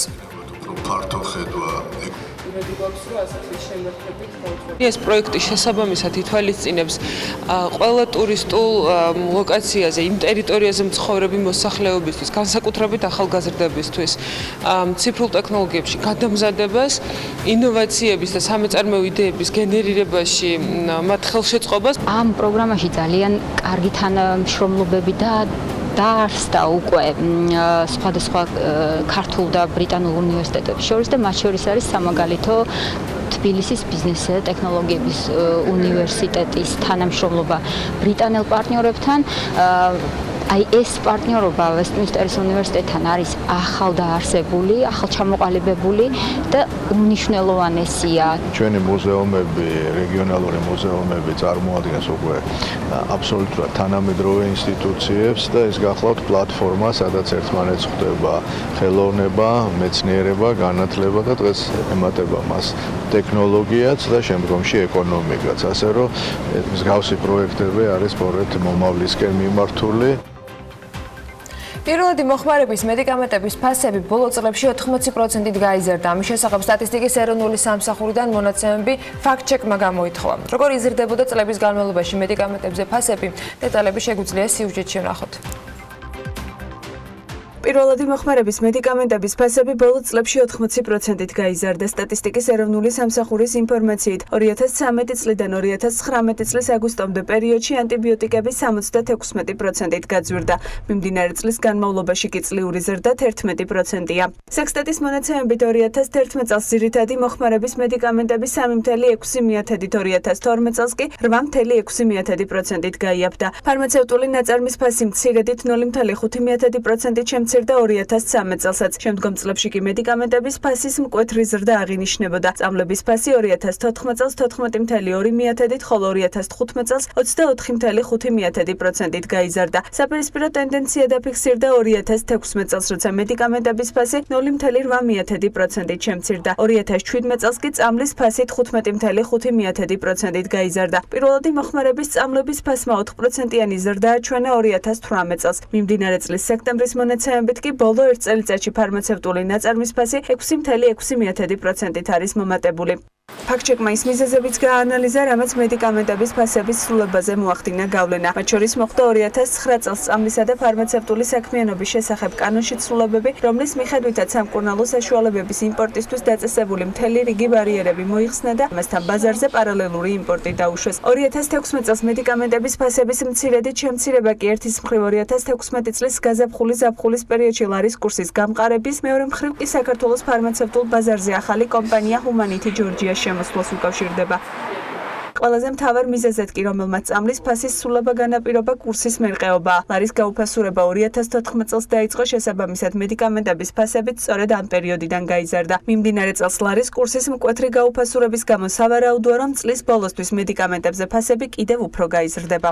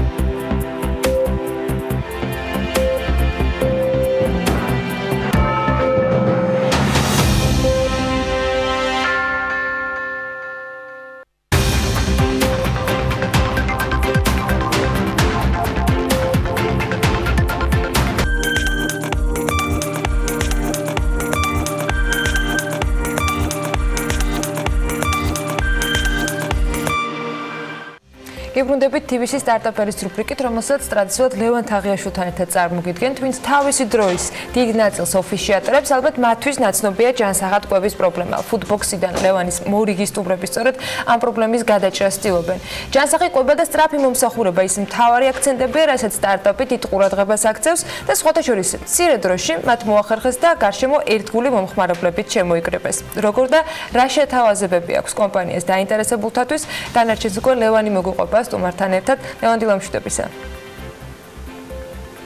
დილამშვიდობის ანა მეოსალმი ჩვენს მაყურებელს გიერთდები თბილისის ულამაზესი ხედით ახლა დარწმუნებული ვარ ძალიან ბევრი ადამიანი იწყებს ან ზოგმა უკვე დაიწყო საკუთარი დილა საქმიანად და მათ დღის განმავლობაში ალბათ შეექმნებათ პრობლემა იმისათვის რომ მიიღონ ჯანსაღი საკვები მოგეხსენებათ ყოველდღიურად ეგრეთ წოდებული fast food-ის გამოძახება საკმაოდ არაკომფორტული ადამიანისთვის და Foodbox-მა ჩვენმა მომდევნო სტარტაპერმა ამ პრობლემის გადაჭრას ეცადა და ახლა მისი დამფუძნებელი მაიასი მონიზე უნდა შემოგვიერთდეს. დილამშვიდობის მაია, ჩვენი საქმიანი დილის მაყურებლისთვის ძალიან ნაცნობი ხარ უკვე და ასე რომ გადავიდეთ პირდაპირ კითხვაზე, რატო გადაწყვიტეთ რომ შეგექმნათ Foodbox-ი და ეს საკმაოდ მნიშვნელოვანი პრობლემა, რომელიც მეც და კიდე ძალიან ბევრ ჩვენი მაყურებელს აწუხებს გადაგეჭრათ. ცხოვრების ტემპიდან გამომდინარე, ადამიანებს ნაკლები დრო გვაქვს უკვე ასე ვთქვათ, სახლიდან და ოფისიდან გავსვლათ კაფეებში და რესტორნებში ვიკვებოთ, ან თუნდაც სახლში საკვები მოვამზადოთ. ამ ყველაფერმა რა თქმა უნდა განაპირობა სამხმარებლო ქცევის შეცვლა, განსაკუთრებით გასტრონომიის ინდუსტრიაში და წამოვიდა ეგრეთ წოდებული delivery სერვისი, რომელიც არის სახსრაფი, ასე ვთქვათ, კვების სახლში მოტანა. თუმცა ყოველდღიურად ძალიან ძნელია ვიკვებოთ პიცებით, ბურგერებით და არაჯანსაღი საკვებით. აქედან გამომდინარე Foodbox-ი იყო ჯანსაღი კვების, ასე ვთქვათ, გადაწყვეტილება, რაც გულისხმობს იმას, რომ ჩვენ უკვე შეგვიძლია სწრაფი კვება გამოვიძახოთ, რომელიც იქნება ჯანსაღი და ასევე ადაპტირებული მომხმარებლის სურვილზე, იმიტომ რომ მომხმარებელს ეგრეთ წოდებული ბოქსების კონცეფტის მიხედვით შეუძლია შეუკვეთოს და თვითონვე არჩიოს გარნირები და სხვადასხვა ინგრედიენტები თავის ასე ვთქვათ ლანჩბოქსში. შიდა სამზარეულოში რო ჩაგოხედო, როგორ მზადდება, როგორ მიმდინარეობს ეს პროცესი, როგორც იცით თქვენ ვირტუალური სამზარეულო გაქვთ და ამის მიხედვით შემდეგ ემსახურებით ჩვენ არ ვართ რესტორანი და კაფეს შეიძლება შესვლა და ასე ვთქვათ დაჯდომა და ჭამა. აქედან გამომდინარე ვეძახით ამას უკვე ვირტუალურ სამზარეულოს. ჩვენ დარეგისტრებულები ვართ Volt-ის და Glovo-s აპლიკაციებზე და ჩვენი მიტანა ხდება სწორედ ამ აპლიკაციების და კომპანიების საშუალებით და რეალურად სადღაც როცა შემოდის ასე ვთქვათ შეკვეთა 15 წუთის განმავლობაში 10-დან 15 წუთი უნდებით შეკვეთის გამზადებას და უკვე 10-15 წუთში დაახლოებით ჩვენი დაფარვის ზონაში უკვე არის მომხმარებელთან. როგორც იცი, რამდენიმე თვეა რაც გამოხდით ბაზარზე. როგორია გამოხმაურება, როგორ მიმდინარეობს დინამიკა შეკვეთების და რას ელოდებით მომავალში? გამოხმაურება საკმაოდ დადებითი არის, იმიტომ რომ დაახლოებით 3 თვეში გახსნიდან ჩვენ უკვე ახალი ფილიალი დავარსეთ საბურთალოზე, რომელიც უკვე საბურთალოს და ასე ვთქვათ ვაკე საბურთალოს დაფარვის ზონა არის. ასევე ჩვენ გვინდა და უკვე დავიწყეთ მუშაობა shared kitchen-ის კონცეფტზე, რაც გულისხმობს იმას, რომ ერთ ვირტუალურ სამზარეულოში ხდება სხვადასხვა ასე ვთქვათ ბრენდების და სხვადასხვა კომპანიების ასე ვთქვათ უზრუნველყოფა მომხმარების, მაგალითად ახალი პიცის ბრენდიც გვაქვს Saint Pizza და მომავალში რა თქმა უნდა გვინდა shared kitchen-ის კონცეფტი უფრო გავაფართოვოთ და რა ერთ სამზარეულო და რამოდენიმე ასე ვთქვათ ბრენდი შევთავაზოთ ჩვენს მომხმარებელს უკვე სწრაფი კვების მიმართულებით. ძალიან ბევრი სტარტაპერი გვიყურებს დარწმუნებული ვარ ახლა და მათთვის საინტერესო იქნება ზოგადად აი მიტანის სერვისი რომ ვისაუბროთ, რამდენად პოპულარული ხდება, როგორია ბოლო წლების სტატისტიკა, ალბათ გეცოდინება და რა პოტენციალი აქვს კვლავ თუ იქნება, ასე ვთქვათ, მომგებიანი ამ ბიზნესში შესვლა. მიტანის სერვისი არ მხოლოდ საქართველოში, მსოფლიოში და გლობალურად არის მზარდი, იმიტომ რომ რა თქმა უნდა ცხოვრების ტემპმა განაპირობა ეს ყველაფერი, იმიტომ რომ დღესდღეობით ადამიანები უკვე ურჩევნიათ ოფისიდან სახლიდან გაუსვლოთ შეუკვეთონ საკვები უკვე მოტანით. ეს ინდუსტრია მზარდი არის. თბილისში განსაკუთრებით ვიცი რომ ძველი სტატისტიკის მიხედვით დღეში დაახლოებით 10,000-მდე გამოძახება იყო. ალბათ ეს სტატისტიკა უკვე კიდევ გაზრდილი არის და უკვე მიდის გაფართოება ბათუმში, ქუთაისში და ქალაქებში და ალბათ მალე ამ აპლიკაციებს სხვაგანაც ვიხილავთ და შესაბამისად Foodbox-საც. ძალიან კარგი. მაია, ვისაუბროთ როგორია ანტრეპრენერის ცხოვრება. ის რა თქმა უნდა განსხვავებულია, როდესაც როდესაც სხვასთან ხარ დასაქმებული, სხვანაირი ცხოვრების სტილი გაქვს, მაგრამ როდესაც ხდები ანტრეპრენერი და იწყებს საკუთარ საქმიანობას, საერთოდ სხვა გამოწვევებით გება შენს წინაშე, შენ უკვე დიდი ხანია შენი საქმიანობით ხარ დაკავებული და გვითხარი ამ გამოცდილების შესახებ, როგორ იცვლება ადამიანის ცხოვრების სტილი, რა დადებითი და უარყოფითი მხარეები აქვს ამ ყველაფერს. ანტრეპრენერის ცხოვრება ვფიქრობ, რომ ძალიან საინტერესოა, იმიტომ რომ ერთი დღე არ გავს ერთმანეთს, არ არის რუტინული სამუშაო, თუმცა საკმაოდ გამოწვევები და ბევრი ასე ვთქვათ დაბრკოლების გადალახვა გვიხდება თვითონ ანტრეპრენერებს, ვართ დამოუკიდებლები, თუმცა ვართ თავიდან ბოლომდე დამოკიდებული ჩვენს თავზე და ჩვენს self ასე ვთქვათ თვითდისციპლინის განვითარებაზე, იმიტომ რომ ძალიან მნიშვნელოვანი არის, როცა შენ ხელში არის შენის დრო და შენი საქმე გაანაწილოს ყველაფერი და დროის მენეჯმენტი მოახდინო ეფექტურად. შიშის დაძლევას როგორ ახერხებ ხოლმე, როდესაც დარწმუნებული ვარ, რომ ყოველთვის არსებობს ეს რა კარიერის რა ეტაპზეც არ უნდა იყო, მაინც გარკვეული წინააღმდეგობა შეიძლება გქონდეს. აი შენ როგორ უმკლავდები ამ ყველაფერს? შიშის დაძლევა ძირითადად უფრო ხდება პრობლემების და დაბრკოლებების გადალახვის გამოცდილების ხარჯზე. ეს გამოცდილება მნიშვნელოვანი არის და პირიქით რაც უფრო მეტ შეცდომას უშვებთ და მეტ გამოცდილებას ვაგროვებთ, წინ უფრო სწრაფად მივიწევთ, ამიტომ ვფიქრობ, რომ დღევანდელ ანტრეპრენერებს ნამდვილად არ უნდა შეეშინდეთ შეცდომების და სწორედ უნდა ვიცოდეთ, რომ ეს შეცდომები არის წინაპირობა ძალიან მნიშვნელოვანი გამოცდილების, რომელიც შენ ახსენე ფუტბოქსზე, რომ მეორე ფილიალი დაამატეთ, კიდევ ხო არ გეგმავთ გაფართო და აი როგორი არის თქვენი დინამიკა, როგორ უყურებ, რამდენად მზარდი არის ეს პროექტი? ჩვენ რა თქმა უნდა გეგმავთ გაფართოებას სხვა და თბილისის ჯერჯერობით სხვადასხვა უბნებში, თუმცა მომავალში რა თქმა უნდა გვინდა საქართველოს სხვა ქალაქებშიც და ასევე შეერთკიჩენის პრინციპის მიხედვით გვინდა განვავითაროთ სხვა ბრენდებიც, სადაც რეალურად ფუტბოქსის გარდა მომხმარებელს ექნება არჩევანი დააგემოვნოს სხვადასხვა ქვეყნის სხვადასხვა კერძები. დაახლოებით მენიუში რა არის? ჩვენ ვისაუბრეთ, რომ fast food-ი არ არის ყოველდღიური გამოსავალი, რას თავაზობს ფუტბოქსი, რამდენად განსხვავებული და ჯანსაღია მისი მენიუ? დივერსიფიცირებული არის, იქიდან გამომდინარე, რომ თუ ხართ ვეგეტარიანული ბოქსები არის, სადაც შეუძლიათ აირჩიონ თუნდაც ჰუმუსი, ბოსტნეულის ჩხირები, არის ხორცის ასე ვთქვათ ბოქსები, რომელიც შეიძლება იყოს ან მწვადის ბოქსები, ან კაბაბის, მინი კაბაბის ბოქსები, სადაც ადამიანი უკვე არჩევს გარნირსაც და მისთვის სასურველ соусებს. ვაპირებთ ასევე მომავალში დავამატოთ პასტა ბოქსები, გვაქვს ძალიან პოპულარული კერძის სამოსები, ინდური სამოსების, ასე ვთქვათ, რომელიც არის როგორც ხორცის, ასევე ლობიოსი და ასე ვთქვათ ვეგეტარიანული არჩევანი. საკმაოდ პოპულარული გახდა ხო ბოლო პერიოდში და თქვენ ცდილობთ რომ ამას მიაქციოთ გარკვეული ყურადღება. საჭმელი საკმაოდ პოპულარულია. ჩვენ ეს ინტენსიურად თვითონ ფუტბოქსის ბრენდის ქვეშ რა თქმა უნდა აზიური საჭმლის ინტეგრირებას არ ვაპირებთ, თუმცა ვცდილობთ რომ გავაერთიანოთ ყველა ის პოპულარული კერძები, როგორც ქართულ, ასევე განსაკუთრებით მედიტერიანულ სამზარეულოში, რაც დღეს პოპულარული არის და უფრო ჯანსაღყვებას უკავშირდება. ჩვენ დისტრიბუცია გვაქვს ფერმერების ასოციაციიდან, ეს ნიშნავს იმას, რომ რეალურად ჩვენი ინგრედიენტები არის ყველაფერი ძალიან ასე ვთქვათ ახალი და ჯანსაღი, იქიდან გამომდინარე, რომ მარაგდებით საქართველოს სხვადასხვა ფერმერებისგან. მაია, დამეთანხმები, რომ გადაწყვეტილების მიღებისას ფასი ერთ-ერთი გადამწყვეტი ფაქტორია, რა სეგმენტზე მუშაობთ და დაახლოებით საიდან სადამდე მერყეობს თქვენი შეკვეთის ფასი? ეს და ამ ინდუსტრიაში კონკრეტულად ამ ბიზნესში რა თქმა უნდა მომხმარებელი ბევრად უფრო ფასისადმი არის სენსიტიური, აქედან გამომდინარე ჩვენ არ გვაქვს ის ფუფუნება, რომ მაღალი ფასებით გქონდეს ოპერირება, განსაკუთრებით როდესაც ეს უკავშირდება სწრაფ კვებას, აქედან გამომდინარე დაახლოებით მაქსიმალური ფასი ჩვენ გვაქვს 15 ლარი და 15 ლარის ფარგლებში შეუძლია ადამიანმა შეუკვეთოს კაბაბის ბოქსი, თუნდაც სადაც არის ხორცის საკმაოდ დიდი პორცია, გარნირი და соуსი. თბილისის მასშტაბით ხორციელდება, ხო ესე იგი? ძალიან კარგი. წარმატებებს გისურვებთ. დარწმუნებული ვარ, რომ დღესაც ძალიან ბევრი ახალი მომხმარებელი გეყოლებათ და შევხვდებით აუცილებლად მომავალში. ეს იყო მაია სიდამონიძე, ფუტბოქსის ერთ-ერთი დამფუძნებელი და მოკლედ აი თბილისის ულამაზესი ხედის ფონზე გემშვიდობებით. დარწმუნებული ვარ, ძალიან ბევრი ადამიანი დაინტერესდება ამ სტარტაპით და რაც მთავარია, ნახავს მის პროდუქტს, რაც არის ჩვენი მთავარი მიზანი, რომ სწორედ პროდუქტის, ასე ვთქვათ, პოპულარიზაცია მოხდეს და მხარი დაუჭიროთ სტარტაპერებს და მომავალშიც ცხადია გავაგრძელებთ ამ ყველაფერს. დარწმუნებული ვარ, კიდევ ბევრ ძალიან საინტერესო პროექტს და პროდუქტს გაგვეცნობ, ლევან, მით უმეტეს, როცა ასეთი საინტერესო რესპონდენტები და საინტერესო იდეებია საქმიანი დილის მაყურებლისათვის. მადლობა შენ ამ ჩართვისათვის. ჩვენ რამდენიმე წამში ვიწყებთ უკვე შემდეგ სტუმართან საუბარს.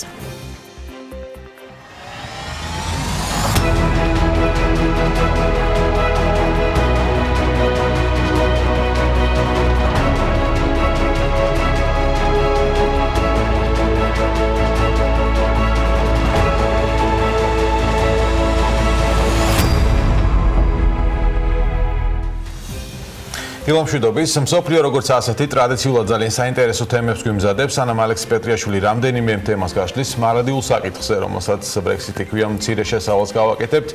საქართველოს საგარეო საქმეთა სამინისტრო შეთანხმებას აფორმებს, რომელიც მინისტრის დავით ზალკალიანის გაერთიანებულ სამეფოში ვიზიტს მოჰყვა. შეთანხმება Brexit-ის შემდგომ დიდ ბრიტანეთთან ორფერულ ურთიერთობაში ჩაანაცვლებს საქართველოსა და ევროკავშირის შორის არსებულ ასოცირების შეთანხმებას. დოკუმენტი მოიცავს თანამშრომლობის ფართო სპექტრს და ქმნის სამართლებრივ ჩარჩოს სტრატეგიული პარტნიორობისთვის, ასევე უზრუნველყოფს თავისუფალი ვაჭრობის რეჟიმის შენარჩუნებას საქართველოსა და დიდ ბრიტანეთს შორის. აღსანიშნავია, რომ საქართველოსთან გაფორმებული შეთანხმება გახლავთ რეგიონში პირველი შეთანხმება, რომელსაც გაერთიანებული სამეფო ევროკავშირიდან გასვლის შემდგომ ამოქმედებს, აღნიშნავენ საქართველოს საგარეო უწყებაში. ამ შეთანხმების ამოქმედების ვადებმა გადაიწია, ამაზე ოდნავ მოგვიანებით. გადავხედოთ გაერთიანებულ სამეფოსთან საქართველოს საგარეო სავაჭრო ბრუნვასაც 2019 წლის 3 კვარტლის მონაცემებით ჯამში საგარეო ვაჭრობამ გაერთიანებულ სამეფოსთან 119 მილიონ 828,000 დოლარი შეადგინა, რაც 2018 წელთან შედარებით 25 მილიონ 264,200 დოლარით მეტია. აქედან ექსპორტი 2019 წლის 3 კვარტლის მონაცემებით 31 მილიონ 253,100 დოლარია, რაც თითქმის 17,9 მილიონი დოლარით აღემატება 2018 წლის მონაცემს. რაც შეეხება იმპორტს, 2019 წლის 3 კვარტალში საქართველოში გაერთიანებულ სამეფოდან 88 მილიონ 574,900 დოლარის იმპორტი განხორციელდა, 7 მილიონ 700,000 დოლარით მეტი 2018 წლის ანალოგიურ პერიოდთან შედარებით. რა ხდება ბრიტანეთში დღეს და არა მარტო იქ, ალექსი პეტრიაშვილი მოგუყვება უფრო მეც დილა მშვიდობის. მოგესალმებით. დილა მშვიდობის, ანა ბექა მივესალმებით ჩვენს მაყურებელს. ბექამ ძალიან საინტერესო თემით დაიწყო ნამდვილად და ეს თანამშრომლობა დიდ ბრიტანეთსა და საქართველოს შორის კიდევ უფრო მეტად გაღრმავდება ამ შეთანხმების ხელმოწერის შემდეგ. არ შემიძლია არ გამოვყო, არ ვიქნები მხოლოდ სუბიექტური, ობიექტურიც ვიქნები თუ არ აღნიშნავ, რომ დიდი წვლილია ამ შეთანხმების გაფორმებაში, როგორც ქართველი დიპლომატების, ისე ბრიტანელი დიპლომატების მხრიდან მათი ენერგია, მათი ძალისხმევა, მადლობა მინდა გადავხადო დიდი ბრიტანეთის ელჩს საქართველოში, რომელიც დღე დაღამზრუნავს ამ ურთიერთობების გაღრმავებაზე, ისევე როგორც ჩვენს დიპლომატებს ლონდონში, ისევე საგარეო საქმეთა სამინისტროში და წარმატება უსურვო მათ. ამბები მართლაც ძალიან ბევრი გვაქვს, მართლაც ძალიან ცხელი გვაქვს რეალურად საქართველოში მიმდინარე შიდა პოლიტიკური პროცესების ფონზე. სოფლიო ცდილობს, რომ არ ჩამორჩეს და იყოს ნამდვილად სოფლიო როგორც ასეთი.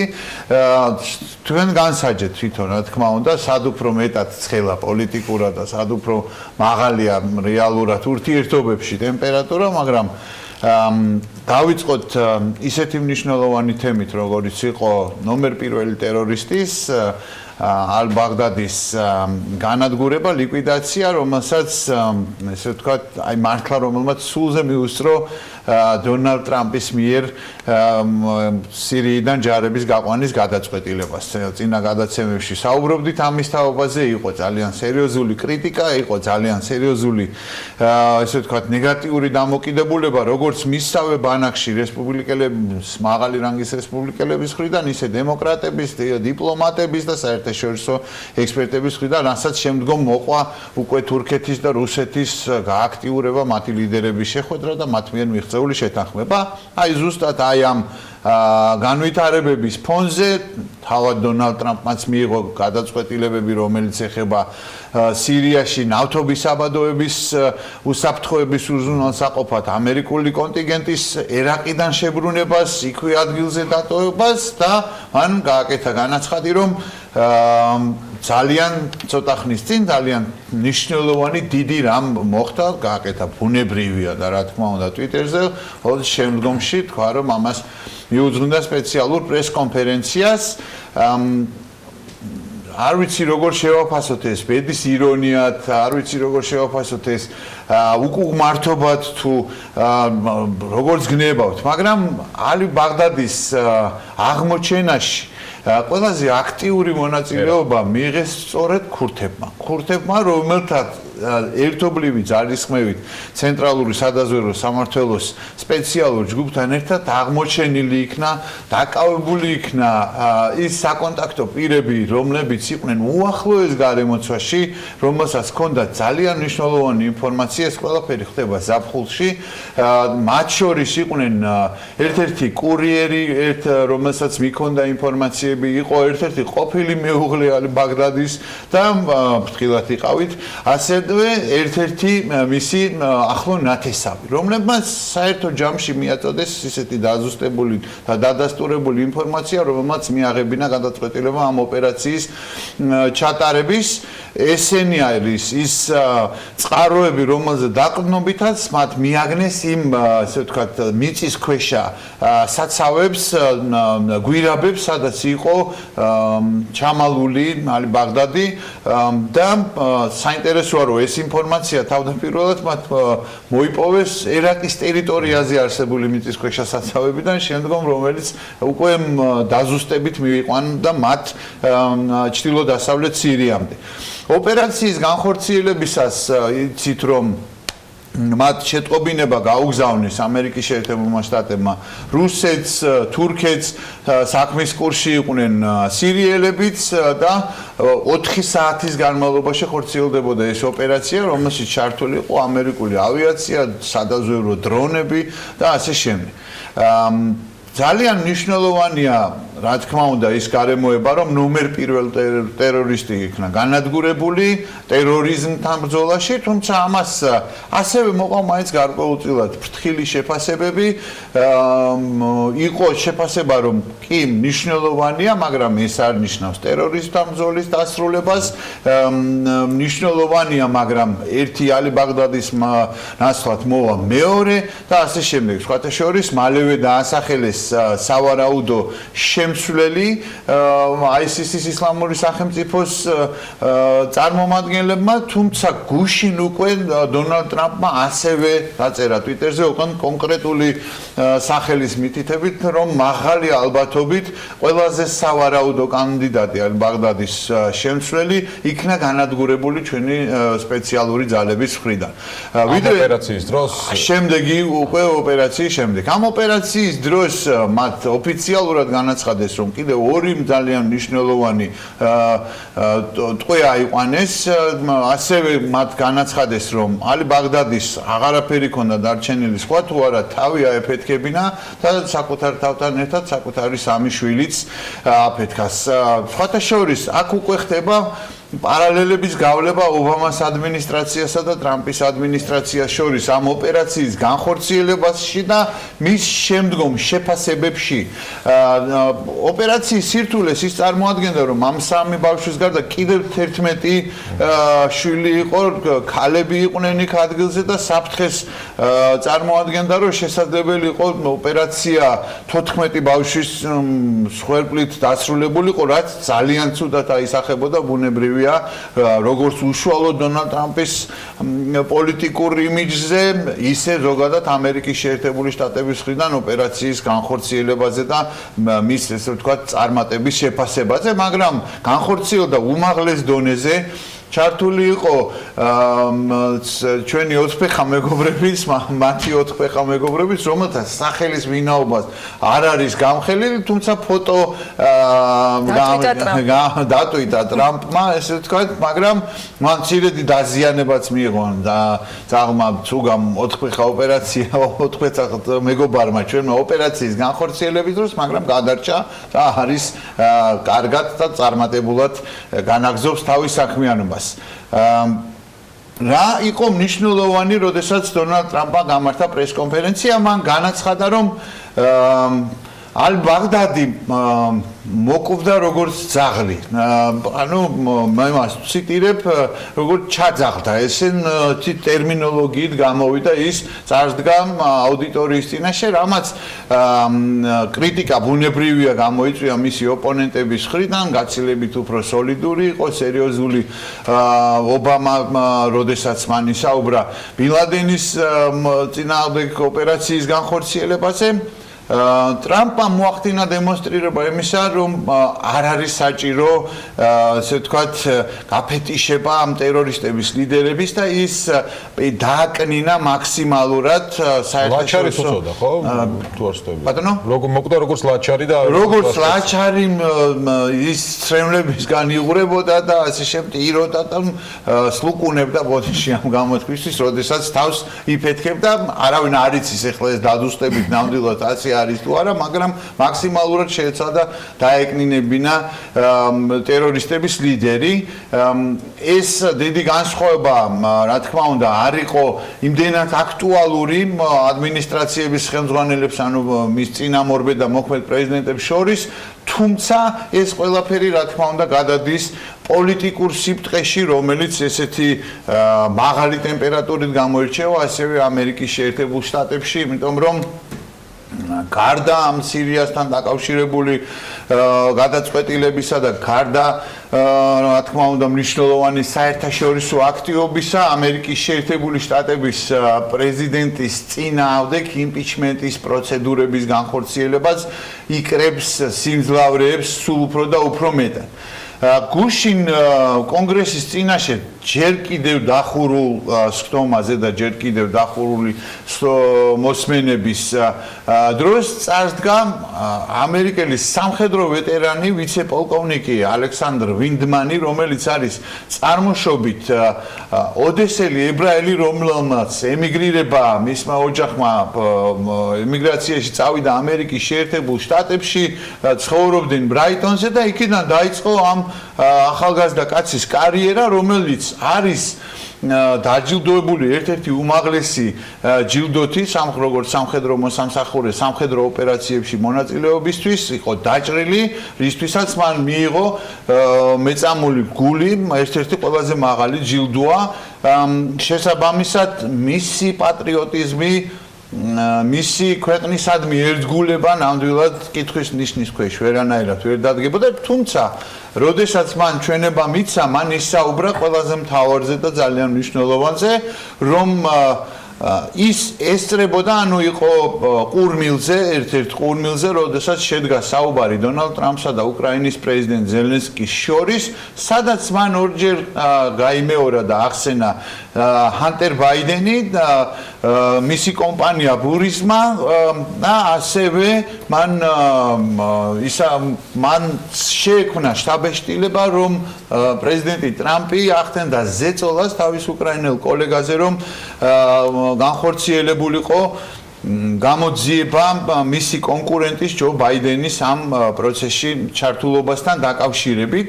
იყო სხვათა შორის მცდელობა დაეკნინებინათ ძალიან წარუმატებელი და მცდარი გადაწყვეტილება იყო ეს, ასე ვთქვათ, სახელისუფლებო ბანაკიდან იყო მცდელობა, რომ დაეკნინებინათ მისი როლი, მისი ქვეყნისადმი დამსახურება ვიცე-პოლკოვნიკ ვინდმანის, ისევე როგორც მისი წარმომავლობა და ესეთი ფრაზებიც კი გაისმა, რომ შესაძლოა ის ეროვნული უშიშროების საბჭოში, სადაც ის მუშაობდა კონკრეტულად პასუხისგებელი იყო უკრაინის საკითხზე, ის ინფორმაციებს აწვდიდა უკრაინას და ჯაშუშობდა მათი სიტყვებით. თუმცა უმაღლესი რანგის მაღალი რანგის რესპუბლიკელმა სენატორებმა, კონგრესმენებმა ყველამ ერთხმად მიუხედავად იმისა, რომ მათ არ დაადასტურეს და არ გაიზიარეს ის კონტექსტი, რომელიც იყო,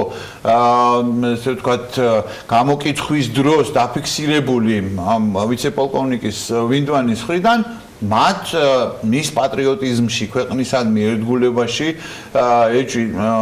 შეტანა გამორიცხეს, პატივი მიაგეს მის სამსახურს ქვეყნის წინაშე და თქვენს რომ ეს არის სავსებით ლეგიტიმური, რომ მიუხედავად ამ პიროვნების პატრიოტული დამოკიდებულებისა, ქვეყნისადმი ერთგულებისა, არ მიიღონ ის შინაარსი, რაც წარმოადგინა მან გამოკითხვის დროს. თავად დონალდ ტრამპი ასევე მაქსიმალურად შეეცადა რომ ყოფილიყო მოგზალებული და თქვა რომ მე არც კი მქონდა წარმოდგენა რომ ამდენი ადამიანი შეიძლება იყო ყურმილზე ჩემი მეორე მხარესთან საუბრის დროს, მაგრამ მე არაფერი მაქვს ამის საწინააღმდეგო.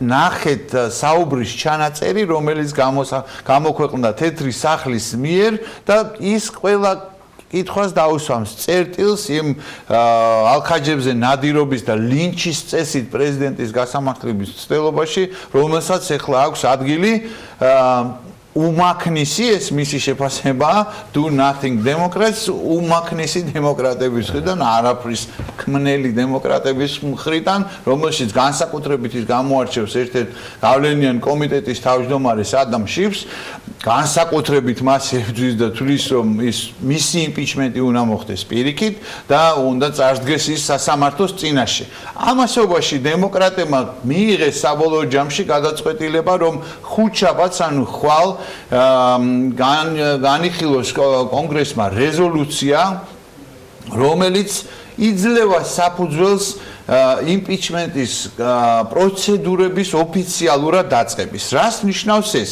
ეს ყველაფერი ნიშნავს იმას, რომ ამ დრომდე ყველა მაღალი რანგის დიპლომატის თუ ოფიციალური პირის მიერ მიცემული ჩვენება ჯერჯერობით არის დახურული ფართო საზოგადოებისთვის და აწი ვინც მივა წარსდგება ამ ჩვენების მისაცემად კომიტეტების იქნებათ კონგრესის წინაშე მათაც თუ არ გაიხსნა ეს პროცედურები და არ გახდა საჯარო ექნება დახურული მოსმენები მაღალი ალბათობით მიუხედავად იმისა რომ თვითონ დემოკრატებში შიგნით გარკვეულწილად წინააღმდეგობრივი იყო ეს ამ რეზოლუციის გამოტანის გადაწყვეტილება მაღალი ალბათობით ის მაინც მიიღებს ხმათა უმრავლესობას რის შემდეგაც იმპიჩმენტის პროცედურებთან დაკავშირებული მოსმენები გახდება საჯარო საზოგადოებისთვის უფრო მეტი ინფორმაცია გახდება ცნობილი აი ვინ მიიღებს უფრო მეტ სარგებელს ამ ყველაფრიდან ეს ჯერ კიდევ საკითხავია იმიტომ რომ სახელმწიფო დეპარტამენტის მაღალი რანგის ერთ-ერთი მაღალი რანგის ოფიციალური პირის მხრიდან მიცემულ ჩვენებაში საერთოდაც არ არის დადასტურებული დონალდ ტრამპის კავშირი ამ ზეწოლასთან ზელენსკიზე ზეწოლაში მაგრამ უნდა დაველოდოთ რეალურად ეს ბატალიები კიდევ და კიდევ უფრო მეტად ცხელდება და ხურდება ამასობაში არ შევეხო ორ მნიშვნელოვან თემას ინფორმაციის სახით რომ მოგაწოდოთ ვინაიდან უკრაინაზე ვსაუბრობდით რომ უკრაინასა და რუსეთს შორის მე მაინც ესე ვიტყოდი დაიწყო დაშორიშორების პროცესი აღმოსავლეთ უკრაინაში გაყვანა პირველ რიგში ეს ეხება სოფელ ზოლოტოეს სადაც ყველაზე ცხელი ბრძოლები იმართებოდა ბოლო 7 დღის განმავლობაში შესაძლებელი გახდა მშვიდობის შენარჩუნება რამაც საფუძველი შეუქმნა უკრაინის საგარეო საქმეთა მინისტრს გაეხმიანებინა გუშინ რომ დაიწყო რეალურად ეს დაშორიშორების პროცესი იცით თქვენ იქ რომ იყვნენ და არიან რჩებიან იქ მოქალაქეები რომლებიც და უკრაინის მოქალაქეები რომელთაც არ არიან სამხედრო ფორმირების შემადგენლობაში მაგრამ ისინი იცავენ მოხალისეები რომლებიც იცავენ თავის ქვეყნის ტერიტორიულ მთლიანობას მათი მხრიდან შეხვდა წინააღმდეგობა უკრაინის პრეზიდენტს თუმცა უკრაინის პრეზიდენტი თავად იყო ჩასული ადგილზე და შეეცადა დაერწმუნებინა ისინი რომ მნიშვნელოვანია ახლა ძიმე შეიარაღების გაყვანა თუ ზოლოტოეშიც პროცესი წარმატებით დასრულდა და შემდგომ მეორე სოფელი არის პეტროვსკაია რომელშიც ასევე უნდა მოხდეს ეს დაშორიშორება მაშინ ყველაფერი წავა იქითკენ რომ ნოემბერში შედგეს ნორმანდიული 4-ეულის ფორმატში გერმანიის, საფრანგეთის, უკრაინისა და რუსეთის პრეზიდენტების მონაწილეობით შეხვედრა არ გავასწროთ მოვლენებს წინ ამ თვალსაზრისით მაინც ძალიან მნიშვნელოვანი იქნება რომ ეს დაშორიშორება ისე მოხდეს რომ არ დაზიანდეს უკრაინის ინტერესები იმიტომ რომ ჩვენ გვაქვს ჩვენი საკუთარი მწარე გამოცდილება შეარაღების გაყვანას რა შეიძლება რეალურად მოყვეს და რა მძიმე შედეგები შეიძლება დადგეს როდესაც ადგილზე შეიძლება არ იყოს უკვე ქვეყნის შეარაღებული ძალები. მეორე ძალიან მნიშვნელოვანი რეზოლუცია რომელიც გუშინ ამერიკის შეერთებული შტატების კონგრესმა მიიღო ეს არის ოსმალეთის იმპერიის მიერ სომეხი ხალხის წინააღმდეგ განხორციელებულ გენოციდთან დაკავშირებით მიიღეს რეზოლუცია სხვათა შორის ხმათა დიდი უმრავლესობით ამასთან ერთად პაკეტში მიღებული იქნა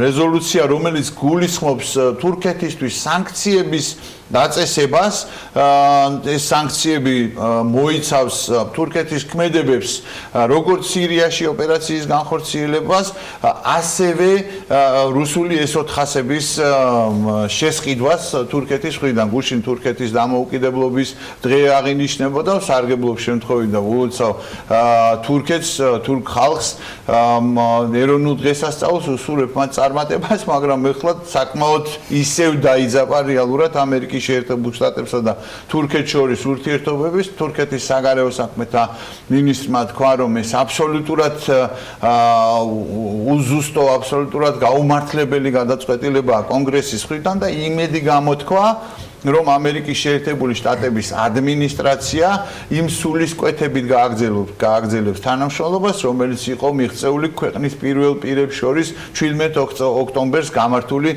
სატელეფონო საუბრის შედეგად. რა თქმა უნდა, ამან გზა უნდა გაიაროს, თუმცა თავად ფაქტი, რომ ამდენი წლის ბრძოლის შემდეგ რეალურად სომხეთს ყავდა ძალიან სერიოზული ლობი და ყავს ამერიკის შეერთებულ შტატებშიც, მათმა მუშაობამაც რეალურად მაინც ეს კონკრეტული შედეგი გამოიღო გარემოებებმა გარკვეულწილად განაპირობა სულ ამაზე ვსაუბრობ ყოველთვის ბლოგებშიც და ეთერებშიც რომ შესაძლოა დადგეს ისეთი გარემოება როდესაც შენი ქვეყნისთვის შეიქმნას ხელსაყრელი მომენტი ეს მართლაც შეიძლება იყოს სომხეთისთვის ამ კონკრეტულ ვითარებაში ძალიან ხელსაყრელი მომენტი და მიიღეს სწორედ ეს რეზოლუცია რომელმაც უნდა განაგრძოს სვლა და ვერ მიიღებს კანონის ძალას, ვიდრე მას ხელს არ მოაწერს ამერიკის შეერთებული შტატების პრეზიდენტი. რა თქმა უნდა, რითიც დავიწყეთ ხო გახურებულია მსოფლიო და გადახურებული ამბები რო ხდება, ეხა იქ Brexit-ის გადახურებულ ამბებში მე მინდა გითხრათ, რომ ბორის ჯონსონს თავის ესე ვთქვათ მართლობის სტილთან, თავის ზოგადად სტილთან ერთად აქვს სხვათა შორის გამოავლინა მან ეს ნებისყოფა და ჟინი თავისი შედეგის მიღწევის ობიექტურად უნდა ითქვას, რომ მან ამ შედეგს გუშინ მიაღწია გუშინ წინ ჩავარდა 12 დეკემბერს ვადამდელი არჩევნების ჩატარების საკითხი კენჭისყრაზე და ცოტა რთულიც კი იყო წარმოსადგენად ვინმესთვის, როდესაც გუშინწის საღამოს უკვე კენჭისყრის შედეგები გაცხადა, რომ მეორე დღეს რეალურად ანუ გუშინ შეძლებდა ისევ დონალდ უკაცრავად ბორის ჯონსონი ამ საკითხის თემთა პალატაში გატანას. მაგრამ ასეთებიც ხდება რეალურად ბუკმეიკერებთან დაკავშირებით საუბრობდით წინა გადაცემაში ჩვენ და მათი დაბნეულობაც კი გამოიწვია ალბათ. ბორის ჯონსონმა მოახერხა შეთანხმებულიყო ყველაზე მსხვილი ოპოზიციური პარტიის, ლეიბორისტული პარტიის ლიდერთან, ჯერემი კორბინთან, რომელმაც გამოვიდა და გამოაცხადა, რომ ვინაიდან ევროკავშირმა 31 იანვრამდე გადაწია Brexit-ის განხორციელების ვადა, ის არის ახლა კმაყოფილი, რომ შესრულდა მისი მთავარი მოთხოვნა ხისტ Brexit-თან დაკავშირებით, ანუ ხისტი Brexit-ი შეთანხმების გარეშე Brexit-ი ვერ მოხდება და შესაბამისად ის მზად არის ახლა ჩაერთოს ყველაზე აქტიურად, ყველაზე ძლიერი და ყველაზე მასშტაბური კამპანიით რაც კი აქამდე ყოფილა ლეიბორისტების ისტორიაში და მიიღოს მაქსიმალური შედეგები ამ ვადამდელი არჩევნებიდან. ეს გადაწყვეტილება გუშინ რაც იქნა მიღებული, ერთმნიშვნელოვნად მაინც ბორის ჯონსონის წარმატება და გამარჯვება უნდა ჩაითვალოს. ასევე გეტყვით, რომ ბუკმეიკერები ძალიან აქტიურად არიან ჩართულები ამ თემებთან მიმარში. ყველაზე ესეთი მსხვილი თემა იყო, შეიძლება ითქვას, და 87% იყო საუბრობდა სასარგებლოდ იმისა, რომ კონსერვატორები გაიმარჯვებენ. 1/7-ის წინააღმდეგ არის, რომ ლეიბორისტები გაიმარჯვებენ. მართლაც ძალთა გადანაწილება შეიძლება ესე ზუსტად არ ასახავდეს, თუმცა სამი ძირითადი ძალა იქნება, რომელიც მიიღებს ამ კონკრეტულ შედეგებს, ეს იქნებიან კონსერვატორები, იქნებიან ლეიბორისტები და იქნებიან ლიბერალ-დემოკრატები, რომლებიც ასევე ძალიან აქტიურად იქნებიან ჩართული ამ. თუმცა ინგლისთან მიმართებით მაგალითად ბუკმეკერების შეფასებები არ მართლდება ხოლმე თუ რაგბის მსოფლიო თასის ნახევარფინალს ნამდვილად, ამიტომაც ესე ძალიან რთულად პროგნოზირებადი არის ეს ყველაფერი. ნამდვილად ისევე როგორც ზოგადად ევროპულ პოლიტიკაში ბოლო ინფორმაციას გეტყვით, ესეც მნიშვნელოვანია ჩვენი მაყურებლისთვის, რომ იტალიის ერთ-ერთ ცენტრალურ რეგიონში, უმბრიაში და გერმანიის აღმოსავლეთ რეგიონში, ტიურინგიაში გამართულ ადგილობრივ არჩევნებზე გაიმარჯვეს ულტრამემარჯვენე ნაციონალისტებმა. მე ვფიქრობ, რომ ცენტრისტულ მემარჯვენე ძალებს და ლიბერალურ ძალებს რეალურად ჭირდება ძალიან სერიოზული გაანალიზება ნამგარი შედეგების, ვინაიდან სამომავლოდ ის ზოგად საყოველთაო არჩევნებში შეიძლება აისახოს არც თუ ისე კარგად, როგორც მათი ქვეყნებისთვის, ისე ზოგადად ევროპაში მიმდინარე პროცესებისთვის და გლობალური პროცესებისთვის. მადლობა ბუკა, საინტერესო მიმოხილვისათვის. ჩვენ ისე მსოფლიოს უნდა მოვედოთ და ანუ გაჯოხაძე და მარიამ ადამია შემოგვერდებიან ახლა უკვე საქმიანი დილის ეთერში და წარმოგიდგენთ, რომ არჩევანი გაქვთ აირჩიეთ ორ ქვეყანას შორის, ერთი ამ ქვეყანაში იმოგზაუროთ. თქვენი არჩევანი თუ კონკრეტულ მიზეზს არ უკავშირდება, მაგრამ მაინც სურვილი გაქვთ ამ ქვეყანაში იმოგზაუროთ, ეს აუცილებლად განპირობებული იქნება თავად ამ ქვეყნის რეპუტაციით. მაგრამ როგორ ახერხებენ ზოგადად ქვეყნები კარგი რეპუტაციის შექმნას? ამაზე ყურადღებას ვინ თუ არა მსოფლიოს ყველაზე გავლენიანი ბიზნეს გამოცემა Forbes-ი გაამახვილებდა და მსოფლიოს საუკეთესო რეპუტაციის მქონე ქვეყნების ათეული უნდა წარმოგიდგინოთ ახლა ანუ გაჯოხაძესთან და მარიამ ადამიანთან ერთად დილა მშვიდობისა. დილა მშვიდობისა, ანა ბექა. როგორ ახერხებენ ქვეყნები საუკეთესო რეპუტაციის შექმნას და ამით მსოფლიოს მასშტაბით კონკრეტული პერსონების დაინტერესებას? რა განაპირობებს კარგ რეპუტაციას სწორედ ასე დავიწყებს ჩვენს დღევანდელ მიმოხილვას? ეკონომიკური და ეკოლოგიური მდგრადობა ერთ-ერთია, რომლითაც ქვეყნები საუკეთესო რეპუტაციის შექმნას ახერხებენ. კარგი რეპუტაცია კი საბოლოოდ გვიბიძგებს ამა თუ იმ ქვეყანაში დავიწყოთ ჩვენი ბიზნეს საქმიანობა ან დავგეგმოთ ჩვეულება. უფრო კონკრეტულად კი რეიტინგის ავტორის რეპუტაციის ინსტიტუტის აღმასრულებელი დირექტორის განმარტებას მოვიშველიებ, კარგი რეპუტაცია ნიშნავს მეტ ექსპორტს, ინვესტიციებს და ტურისტებს. როგორც აღმოჩნდა, ამ პარამეტრებს ჩვენი ქვეყანა ვერ აკმაყოფილებს, რადგან რეიტინგში, სადაც 55 ქვეყანა გაერთიანდა, არათუ მოწინავე საქართველოს ადგილი საერთოდ არ აღმოჩნდა. ანუკა რეპუტაციის ასამაღლებლად საქართველოს ნამდვილად აქვს სამუშაო ალბათ ამეთახმები, მაგრამ მოდი იმ ქვეყნებს გადავხედოთ, რომლის მაგალითზეც შეგვიძლია ბევრი რამ გავითვალისწინოთ და ვისწავლოთ. ეს ის ქვეყნებია, რომლებიც მსოფლიოში საუკეთესო რეპუტაციით სარგებლობენ, სხვადასხვა არ ვიცი რეპუტაცია მიმოქმედა თუ არა, მაგრამ ამ მიმართულებით ლიდერ ქვეყანას BMG სულ ცოტა ხნის წინ სტუმრობდა. ეს ქვეყანა შვედეთია, რომელიც აღნიშნულ რეიტინგში უკვე მეორე წელია სტაბილურად პირველ ადგილს ინარჩუნებს. მთავარი მახასიათებლები კი, რის გამოც შვედეთი ამ რეიტინგის სათავეშია, გამჭვირვალობა და კორუფციის სიმცირეა. ამ ქვეყანაში ზრუნავენ მოქალაქეებზე დაცულია გენდერული ბალანსი. შვედეთში ქალებსა და კაცებს აქვთ თანაბარი შესაძლებლობები გამოავლინონ საკუთარი თავი ნებისმიერ სფეროში, ამასთან მათი ხელფასები ერთმანეთისაგან არ განსხვავდება და ასევე მოქმედებს საუკეთესო ჯანდაცვის სისტემაც. სხვათა შორის ქვეყნები, რომელიც შვედეთს მოსდევენ რეიტინგში, ასევე გამოირჩევიან გენდერული თანასწორობით. მაგალითად, მესამე ადგილოსან ნორვეგიას და მეხუთე ადგილოსან ახალ ზელანდიას ქალი პრემიერ-მინისტრები ყავთ. თუმცა სანამ ამ ქვეყნებზე ვისაუბრებთ, არც მეორე ადგილი არ უნდა გამოგრჩეს. შვედეთს რეიტინგში ასევე საუკეთესო რეპუტაციის მქონე ქვეყანა შვეიცარია მოსდევს. მსოფლიოს ერთ-ერთი წამყვანი ფინანსური ცენტრი მთავარ აქცენტს ახალგაზრდებზე აკეთებს. ქვეყანა გამოირჩევა ცხოვრების მაღალი დონით, შედარებით დაბალი გადასახადებით, პატარა ბიუროკრატიითა და მცირე მთავრობით. შესაბამისად, შვეიცარია ახერხებს თავისი რეპუტაციით მსოფლიოს ყურადღება ყოველწლიურად მიიპყროს. არ შემიძლია კიდევ ორი რეიტინგი არ გავიხსენო, სადაც შვეიცარია ლიდერულ პოზიციაზეა. ქვეყანა სულ ცოტა ხნის წინ მსოფლიოს კონკურენტუნარიანი ქვეყნების ხუთეულში მოხვდა, ხოლო ბოლო წლებია შვეიცარია გლობალური ინოვაციური ქვეყნების რეიტინგის პირველ ადგილს არავის უთმობს. ამით კი მგონი უკვე ყველაფერი ნათქვამია. ლოდასია სამეულში კი მესამე ადგილზე ნორვეგია დასახელდა, სადაც სხვა სკანდინავიური ქვეყნების მსგავსად სიცოცხლის ხანგრძლივობა ერთ-ერთი ყველაზე მაღალია. ნორვეგიის მოქალაქეებისათვის ასაკის მიუხედავად ჯანსაღი ცხოვრების წესი ყოველდღიურობის შემადგენელი ნაწილია. ამასთან ნორვეგიაში ნარკოტიკების მოხმარების ყველაზე დაბალი მაჩვენებელია მსოფლიოში. ქვეყანაში სამედიცინო მომსახურება 16 წლამდე უფასოა. მოზრდილებისთვის კი ეფექტიანი სადაზღვევო სისტემა და სხვადასხვა შეღავათები მოქმედებს. ჩვენი ეთერების საშუალებით არაერთხელ გვისაუბრია ნორვეგიის ეკონომიკაზე და იმ შესაძლებლობებზე, რასაც ეს ქვეყანა გვთავაზობს, თუმცა კიდევ ერთხელ მინდა ყურადღება გამომახვილო, ინოვაციური, დინამიურად განვითარებული და სრულად სტაბილური გარემოა ქვეყანაში და დამეთანხმებით ალბათ, რომ ამაზე მეტი ბიზნეს ალბათ არაფერი სჭირდება. კარგი, გადავიდეთ მეოთხე პოზიციაზე, რომელიც ფინეთს ერგო. ფინეთში ქალები თანაბრად მოღვაწეობენ როგორც პარლამენტში, ასევე სახელმწიფო და კერძო კომპანიებში. ამ ქვეყანაზე თამამად შეგვიძლია ვთქვათ, რომ ქალებისთვის შესაფერისი პირობების შექმნაზე ნამდვილად ზრუნავს. სამუშაო ადგილებზე ქალებსა და კაცებს შორის ხელფასები პრაქტიკულად არ განსხვავდება. ქვეყანაში განსაკუთრებული ყურადღება ექცევა განათლებასაც.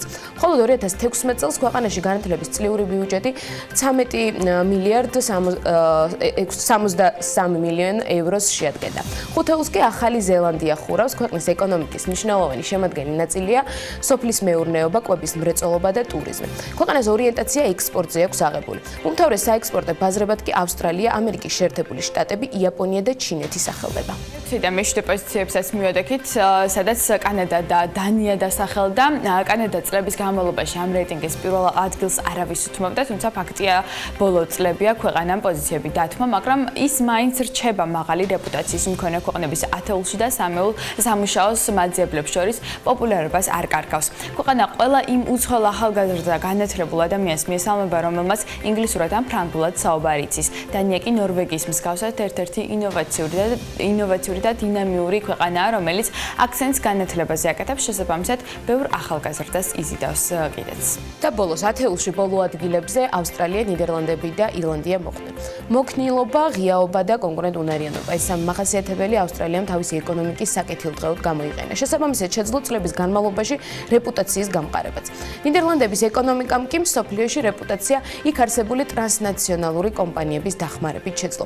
ქვეყანა ძირითადად ექსპორტზეა ორიენტირებული და აქცენტს ადგილობრივ წარმოებაზე აკეთებს. ხოლო რაც შეეხება ირლანდიას, ქვეყნის განვითარებაში წლების განმავლობაში დიდ როლს სწორედ ინვესტიციები ასრულებდა. ირლანდიაში უმუშევრობის მაჩვენებელი დაბალი, ხოლო მოსახლეობის შემოსავლების საკმაოდ მაღალია.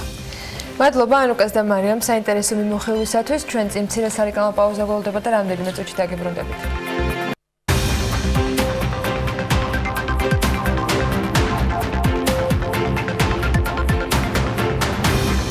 ბიძინა ივანიშვილი წყალტუბოს აღორძინებას გეგმავს. გადავწყვეტე პირადი სახსრებით დაიწყო სრულმასშტაბიანი რეაბილიტაცია, წერია განცხადებაში, რომელიც ქართული ოცნების თავმჯდომარის სახელით გავრცელდა. საპარლამენტო ფორმატში ანაკლიის სპორტის პროექტის განხილვა 11 საათზე დაიწყება. კანონმდებლები ფრაქციის ფორმატში ლევან ახვლედიანს მოусმენენ. რეგიონული განვითარების და ინფრასტრუქტურის სამინისტრომ გაავრცელა გუშინ ინფორმაცია, რომ კომპანია მერიდიანმა ანაკლიის სპორტის პროექტში მონაწილეობაზე უარი თქვა. სამინისტროს ინფორმაციით მერიდიან კაპიტალი აცხადებს, რომ მოცემულ ეტაპზე არ გააჩნია ანაკლიის სპორტის პროექტში ინვესტირების სახით მონაწილეობის შესაძლებლობა. მოგვიანებით ეკონომიკის მინისტრმა გააკეთა ანაკლიის პროექტთან დაკავშირებით კომენტარი. ნათია თურნავამ გამოთქვა იმედი, რომ მოიძებნება ღირსეული ინვესტორი, რომელიც ამ პროექტს დააფინანსებს.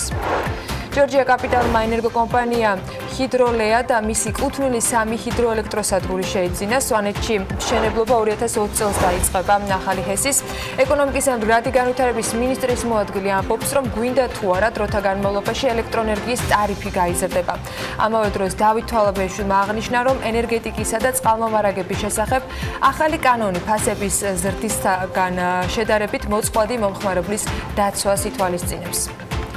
აჭარის 2020 წლის ბიუჯეტში, რომელიც 11%-ით იზრდება, 290 მილიონი ლარი იქნება. მთავარ პრიორიტეტებად ჯანდაცვას, განათლებას და ინფრასტრუქტურულ პროექტებს ასახელებენ. ქართულმა სტუდენტებმა რამაზ ჯავახიშვილმა და გიორგი ჯიქიძემ სწრაფი დატანის ფუნქციის მქონე დამტენი ეგრეთ წოდებული power bank-ი შექმნეს სამ ამბავს ჩვენს ვებგვერდზე განთავსებიდან რამდენიმე დღეში ძალიან ბევრი ადამიანი გაიცნო და გამოხმაურებად შესაბამისი ჰქონდა. ვინ არიან ეს ახალგაზრდები, საცალობენ, რა საქმიანობენ, როგორ და რა ფასად შეიძლება მცირე ზომის ეგრეთ წოდებული power bank-ით მობილური ტელეფონის სწრაფად დატვენის საშუალებამ გაგიჩნდეთ. ყველა გაჩენილ კითხვაზე პასუხის მისაღებად დღეს სტუდიაში ანუკა ჯოხაძე, გიორგი ჯიქიძეს და რამაზ ჯავახიშვილს მასპინძლობს. სილომშტობის ანუკა კიდევ ერთხელ. დავიწყოთ იმით, რომ არაერთხელ გაგუშუქებია ქართველი სტუდენტების წარმატება და ყოველთვის მახარებს მსგავსი სიახლეების მოსმენა. და შემდეგ უკვე მაყურებლამდე მიტანა. რადგან მაშინ როცა ყოველდღიურად ვიყენებთ სხვადასხვა ბრენდირებულ powerbank-ებს, ჩვენი smartphone-ების დასატენად იქმნება სრულიად ახალი პროდუქტი, რომელიც საქართველოშია დამზადებული და ამ პროდუქტის ავტორები ქართველი სტუდენტები არიან. აქვე ისიც არ უნდა დაგვაუწყდეს, რომ ქართული powerbank-ი ბაზარზე უკვე არსებული პროდუქტებისგან სრულიად განსხვავებული იქნება. მოკლედ დარწმუნებული ვარ, ამ სიახლეებს უკეთესად თავად იდეის ავტორები, თავისუფალი უნივერსიტეტის სტუდენტი გიორგი ჯიქიძე და ივანე ჯავახიშვილის სახელობის თბილისის სახელმწიფო უნივერსიტეტის სტუდენტი რამაზ ჯავახიშვილი მოგუყვებიან. დილა მშვიდობი, პირველ რიგში მადლობას გიხდით. დილა ადრიან ჩვენთან მობრძანებისთვის და გიორგი, მინდა დავიწყოთ შენით. დავიწყოთ იდეით. საიდან გაჩნდა იდეა, როგორ დაიწყეთ ამ იდეის ირგვლივ მუშაობა და იდეაში სად მუშაობდით, საინტერესოა. პირველ რიგში სალამი ყველას. პრობლემა შეგვექნა ერთი კურიოზული პრობლემა, როდესაც ერთ-ერთ სტარტაპში მუშაობდით, როდესაც ტელეფონს ვერანაირად ვერ ტენდით, არდა ტელეფონი ძალიან მჭირდებოდა. და ტელეფონის დატენა ძალიან აუცილებლად წარმოადგენდა იმ მომენტში და არც power bank-ი არ ქონდა, თან ქონდა ერთ-ერთი power bank-ი, ანუ თუ უწოდებთ ამ power bank-ს და ძალიან ნელა იტენებოდა ეს power bank-ი და ვერანაირად ვერ გვაწლიდა საკმარის ენერგიას, ანუ 5 საათი სჭირდებოდა დასატენად და ჩვენ კიდე დრო არ ქონდა საკმარისი. ძალიან გავწამდით და პროექტი ჩაგვეშალა და იმ დღის მერე გაბრაზებულები დავდიოდით, რომ აი როგორად დაგვემართა ასეთი რაღაც, რომ პროექტი მიყვანილი ყოლა და ბოლომდე და ერთმა უკმარისობამ ძაბვის ასეთი პრობლემა შეგვიქმნა. თუმცა პროტოტიპი უკვე შექმნილია, გარკვეულად უკვე ვიცით როგორი იქნება. არა, ეს ხო სხვა პროექტთან დაკავშირებით, ან სხვა პროექტზე მუშაობდით და ამ სხვა პროექტზე მუშაობის დროს შეგვიქმნა მსგავსი პრობლემა. შემდეგ ვიფიქრეთ და ბაზარზე ვერ აღმოაჩენთ ისეთი პროდუქტი, რომელიც საკმაოდ სწრაფად იტენებოდა იგივე სიჩქარით, რა სიჩქარითაც. ჩვენი smartphone-ები იტენება, იმიტომ რომ თანამედროვე სამყაროში მოგეხსენებათ, ტელეფონები იტენება სპეციალური ჭკვიანი დატენის სისტემით და პატარა ზომის power bank-ები დღესდღეობით არ იტენება ამ ფუნქციით. არსებობს დიდი ზომის power bank-ები, რომელსაც ეს ფუნქცია გააჩნია.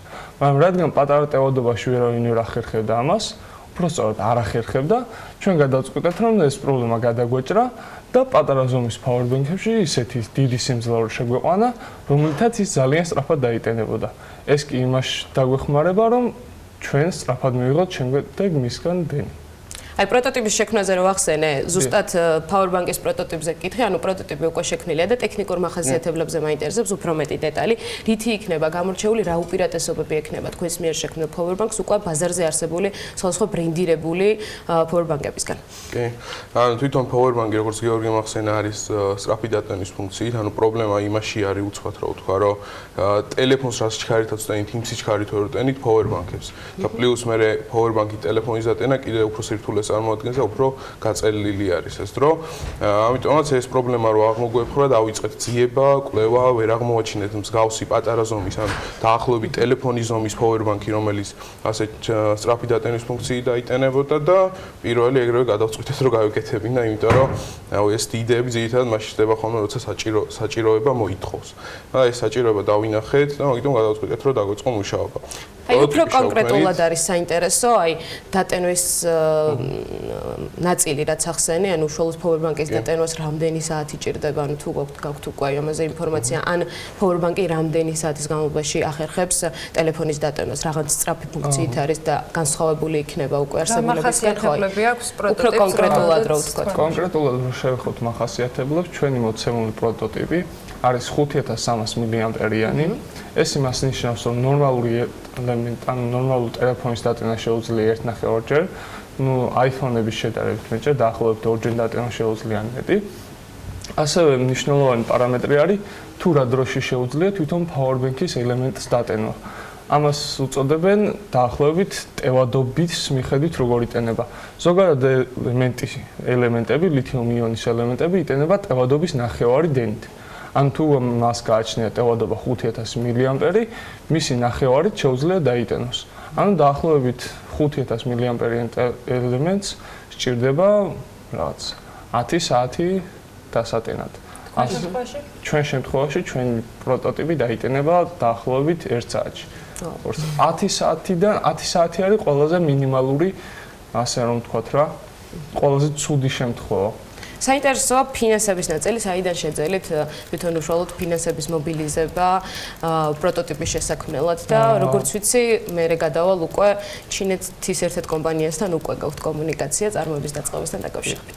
რაც შეეხება ფინანსებთან დაკავშირებით, თავდაპირველად რადგან ეს ჩვენ პრობლემა შეადგენდა და ჩვენ გვინდოდა ეს პრობლემა გადაგვეჭრა, ჩვენივე ფინანსები მოვიძიეთ, ან ჩვენ თვითონ ჩვენივე ფინანსები ჩავდეთ ამ პროდუქტში და იმით დავიწყეთ რაღაც პროდუქტების შეძენა, შემდეგ შედარება ერთმანეთთან დატესტვა და მივაღწევთ მილოცემულ შედეგს. ამის შემდეგ გამოჩნდა UG-ლის აკადემია, უბრალოდ ჩვენ მუშაობთ ორივე UG-ლის აკადემიაში და მათ გვითხრეს რომ მიუხედავად იმისა, რომ სხვა უნივერსიტეტის სტუდენტები ხართ. კი, მიუხედავად იმისა, რომ სხვა უნივერსიტეტის სტუდენტები ვართ, UG-ლის აკადემიამ აქვს ამის შესაძლებლობა, რომ უკეთესად განვითარებული ყავით, მათი ლაბორატორია გამოგვეყენებინა და მაქსიმალურად მიგვაღწია იმ შედეგისთვის, რომელსაც ახლა ვდგავართ.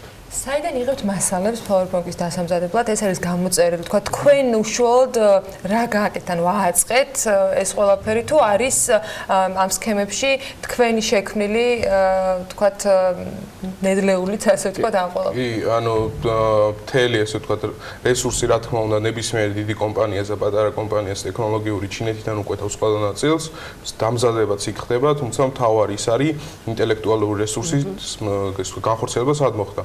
ეს იყო ანუ საქართველოს ამ შემთხვევაში ქართულ პროდუქტს ამიტომ ეძახით, რომ საქართველოში ხდება ამის ტესტირება, აწყობა, დაპროექტება, ყველანაირი ინტელექტუალური რესურსის გამოყენება და შესაბამისად ამიტომ არის რომ ქართული პროდუქტი არის, მაგრამ რეალურად დამზადება ხდება ჩინეთში, როგორც აღნიშნე ჩვენ ერთ-ერთ კომპანიასთან, ეს არის GLC-PCB, რომელთანაც კომუნიკაცია გვაქვს და სადაც ამ თვის ბოლოში ვაპირებ ჩინეთში წასვლას და მათთან ეს ვთქვათ კონტრაქტის გაფორმებას, რომელიც გულისხმობს, რომ დაგვიმზადებენ უსასყიდლოდ ეს ვთქვათ სქემებს, რომელიც არის ვთქვათ ამ PowerBank-ის მთავარი შემადგენელი ნაწილი და შესაბამისად სარეალიზაციოთაც უკვე მზად იქნება ჩვენი პროდუქტი.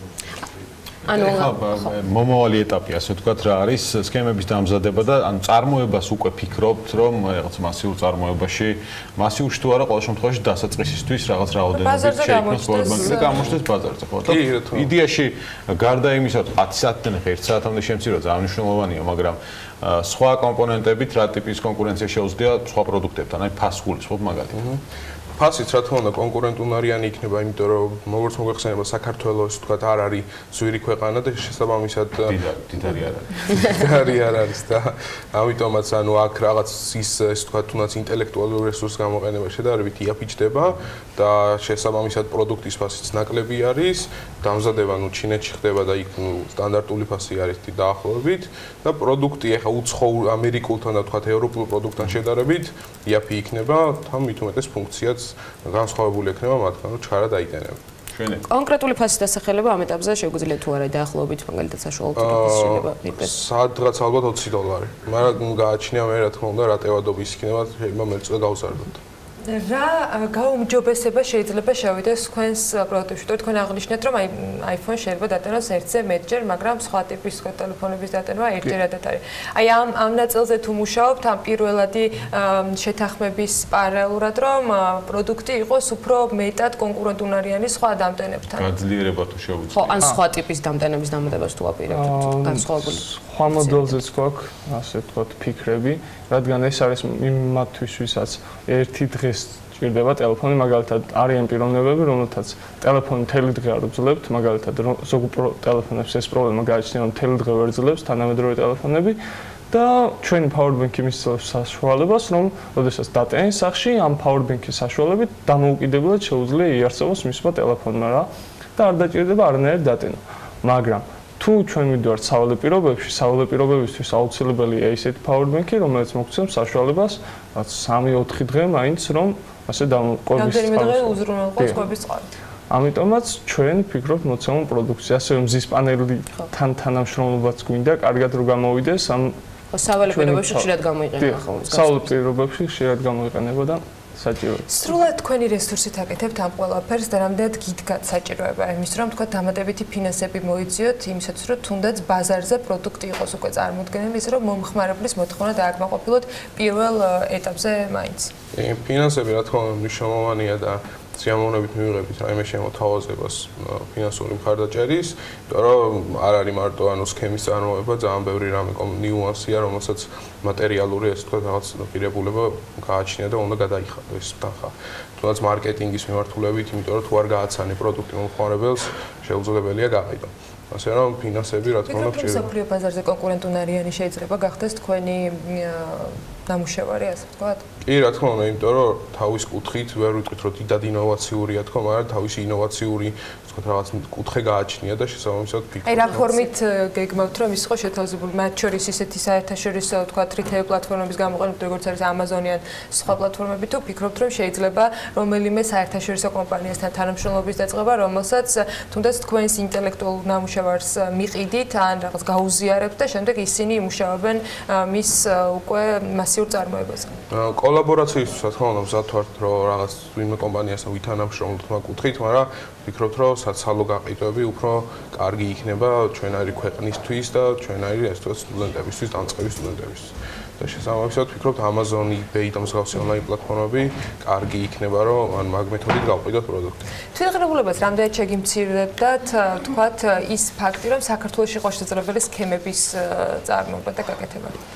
ფას არ ვიცი, მაგრამ ცხოვრებას ნამდვილად გაგვიადვილებდა. იმიტომ რომ რაღაც ტესტირებაც რო გვინდა, რაღაც 2 კვირა უნდა ველოდოთ, რომ ის სქემა მივიღოთ და ვნახოთ, როგორ მუშაობს. მე კიდე უნდა შევასწავლო. დეტალი შესწორების შემთხვევაში კიდე 2 კვირა უნდა ველოდო, ასე ძალიან დამღლელიც არის და მოუხერხებელიც.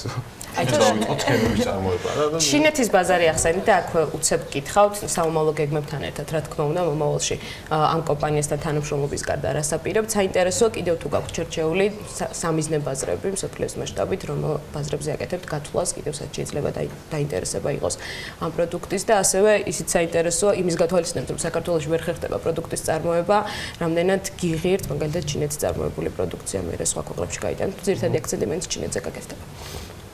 როგორც ასეთი სხვა ქვეყნებზე აქცენტი მაინც და მაინც ასე გამახვილებული არ გვაქვს. პირველ რიგში გვინდა რომ საქართველოს ბაზარს მოვერგოთ და საქართველოს მაცხოვრებლებს შევთავაზოთ ისეთი პროდუქტი, რომელიც მათთვის კომფორტული იქნება და ფასშიც მისაღები იქნება. მაგალითად, თუ გადავხედავთ ანკერის კომპანიას, რომელიც წამყვანია დღესდღეობით ბაზარზე, ჩვენ თავაზობთ იგივე პროდუქტს, ასე რომ ვთქვათ, ტევადობის მხრივ, უბრალოდ მას შეიძლება ორჯერ სწრაფად დატენის უნარი, ან თვით დატენვა შეიძლება ორჯერ სწრაფად. თუ სხვა პროდუქტები, მაგალითად, ჩინური წარმოებლები აწარმოებენ ისეთ პროდუქტებს, რომელიც არც ხარისხიანიც არ არის, ნახევარი ელემენტები, ასე რომ ვთქვათ, ფუჭი დევს შიგნით და მომხმარებელი რეალურად მოტყუებული რჩება მათ და გაუაზრებლად. ჩვენ თავაზობთ რეალურ პროდუქტს, ფასად შესაბამის ვსვადებთ და ასე გვინდა რომ ჯერჯერობით საქართველოს ბაზარი. ხოლო მომავალში სხვადასხვა ონლაინ პლატფორმების საშუალებით სხვადასხვა ქვეყნებშიც გავიდეთ. ხელშეკრულების გაფორმების შემდეგ როდის გამოჩნდება ქართულ ბაზარზე პირველი ქართული powerbank-ი, როგორ ფიქრობთ? სავარაუდოდ რამდენიმე თვეში. ველოდებით და წარმატებები მოკლედ. გიორგი ჯიქიძე და რამაზ ჯავახიშვილი გსტუმრობდნენ საქმიანი დილაში, ვსაუბრობდით პირველი ქართული powerbank-ის შესახებ, წარმატებებს გისურვებთ და აუცილებლად გავაგრძელებთ ამ თემის გაშუქებას დარწმუნებული. მეც მინდა წარმატებები გისურვოთ და რა თქმა უნდა, არა მხოლოდ ქართულ ბაზარზე, მთელი მსოფლიოს მასშტაბით მით უმეტეს ასეთი საინტერესო სამუშაო პროცესი ჯერ კიდევ წინ გაქვთ. მადლობა იმისთვის, რომ იყავით ჩვენთან ერთად. წინ სარეკლამო პაუზა გველოდება და რამდენიმე წუთში დაგებრუნდებით.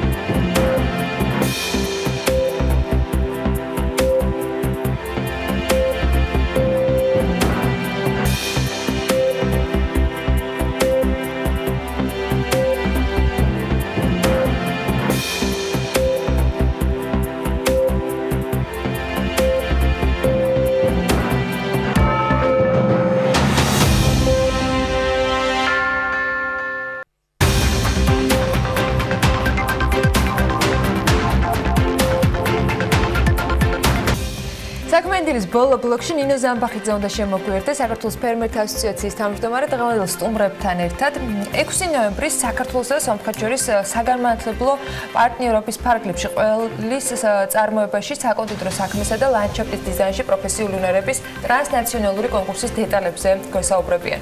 კონკურსის მიზნები, კრიტერიუმები და შესაძლებლობები ნინო ზამბახიძემ, მირაკლი გიორგველიძესთან, პროექტის კომპეტენციები დასაქმებისათვის კოორდინატორთან და ასევე ჩვენს კიდევ ერთ სტუმართან ირაკლი ნიკოლოზ მესხიშვილთან განათლების ექსპერტთან ერთად უნდა განვიხილოთ. მოგესალმებით და მადლობა სტუმართან ერთად. დილა მშვიდობისა, მივესალმებით ჩვენ მაყურებელს. თქვენიცით ჩვენთვის რამდენად მნიშვნელოვანია განათლება, რამდენად მნიშვნელოვანია მათ შორის პროფესიული განათლება და დღეს ძალიან საინტერესო პროექტზე გვინდა ვისაუბროთ. დიდი მადლობა ირაკლი პირველ რიგში და ნიკოლოზ ეთერში მობრძანებისთვის. ირაკლი თქვენთან გადმოვალ კითხვით უფრო ცხადი რო იყოს მაყურებლისთვის, რას ემსახურება World Vision-ის ეს პროექტი და ზოგადად რას აკეთებს World Vision? კი ბატონო.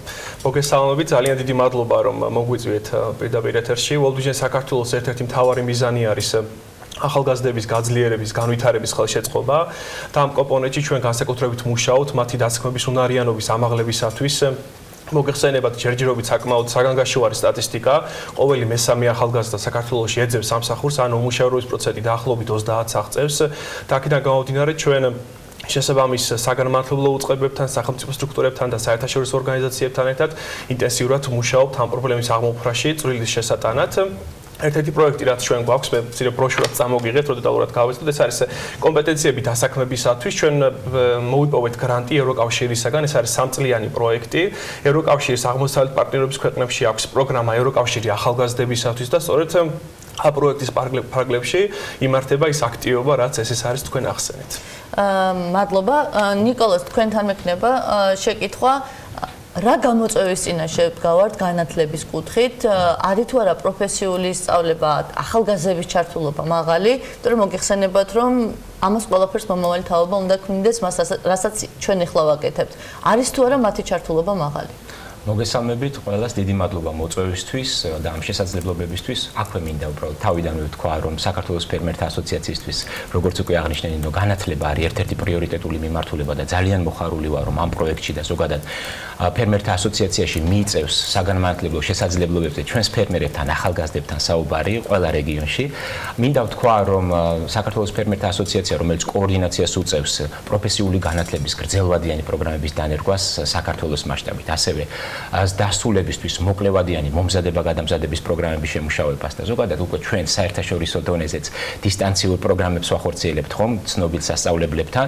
მინდა ვთქვა, რომ გამოწვევები მაინც დღესდღეობით საკმაოდ ბევრია. იმ კუთხით, რომ ჩვენ თუ საერთაშორისო სტატისტიკას მოვიყვანთ, სადაც სამუშაოზე დაფუძნებული სწავლების დუალური პროგრამები ძალიან პოპულარულია ისეთ ქვეყნებში, დაახლოებით სკოლის კურსდამთავრებულები, სკოლის მოსწავლეები, როდესაც ამთავრებენ სწავლას, 70% მიემართება პროფესიული განათლებისკენ, შეიძლება ასე ითქვას, მაშინ როდესაც ჩვენთან რეალობა აბსოლუტურად განსხვავებულია. ყველას რატომღაც მიაჩნია, რომ უნდა კონდეს უმაღლესი განათლების დიპლომი, ყველას მიაჩნია, რომ უნდა კონდეს ბიზნესის, მენეჯმენტის, ადმინისტრირების, ჯანდაცვის მიმართულებით დიპლომი და მოგეხსენებათ, რომ გვაქვს დიპლომები, გაჯერებულია უკვე ბაზარი ასეთი ტიპის კადრით და სამსახურის ძებნა არის ძალიან რთული.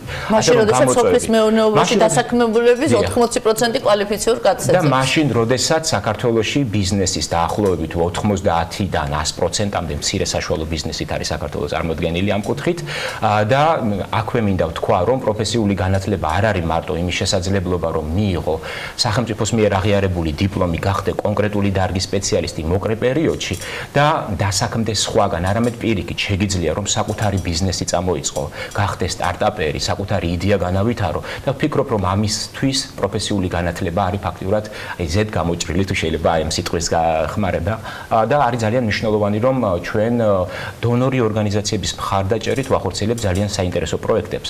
მოგეხსენებათ, რომ 2016 წლიდან ევროკავშირთან ერთად, ასევე 2016 წლიდან დაიწყო გაეროს განვითარების პროგრამის, შვეიცარიის განვითარებისა და თანამშრომლობის სააგენტო, საქართველოს განათლების, მეცნიერების, კულტურისა და სპორტის სამინისტროს და საჯარო პროფესიული სასწავლებლების ჩართულობით და აქვე არ მინდა რომ დაგვავიწყდეს, რომ ფერმერები, რომლებიც ამის განუყოფელი ნაწილია, ამ ერთობლივი დაინტერესებული მხარეების ერთობლივი ჩართულობით ჩვენ უზრუნველყოფთ ყველა ფაქტობრივად უკვე 7 რეგიონში, ყველას ვერ მოვიცავთ, რამდენიმე დაგვრჩა, მაგრამ ბევრ რეგიონში უკვე პროფესიული განათლების მიწოდებას და აი ამ პროექტის ფარგლებში ძალიან მნიშვნელოვანი იყო ის სიახლე, რომელიც ჩვენ დღეს აქ გვაქვს 6 ნოემბერს იქნება მასშტაბური ღონისძიება საქართველოსა და სომხეთს შორის ინტერნაციონალიზაციის გაძლიერების კუთხით და ასევე საგანმანათლებლო პარტნიორული ურთიერთობების დამყარების კუთხით გვაქვს უნიკალური კონკურსი პროფესიული უნარების შეჯიბრი სოფლის მეურნეობაში.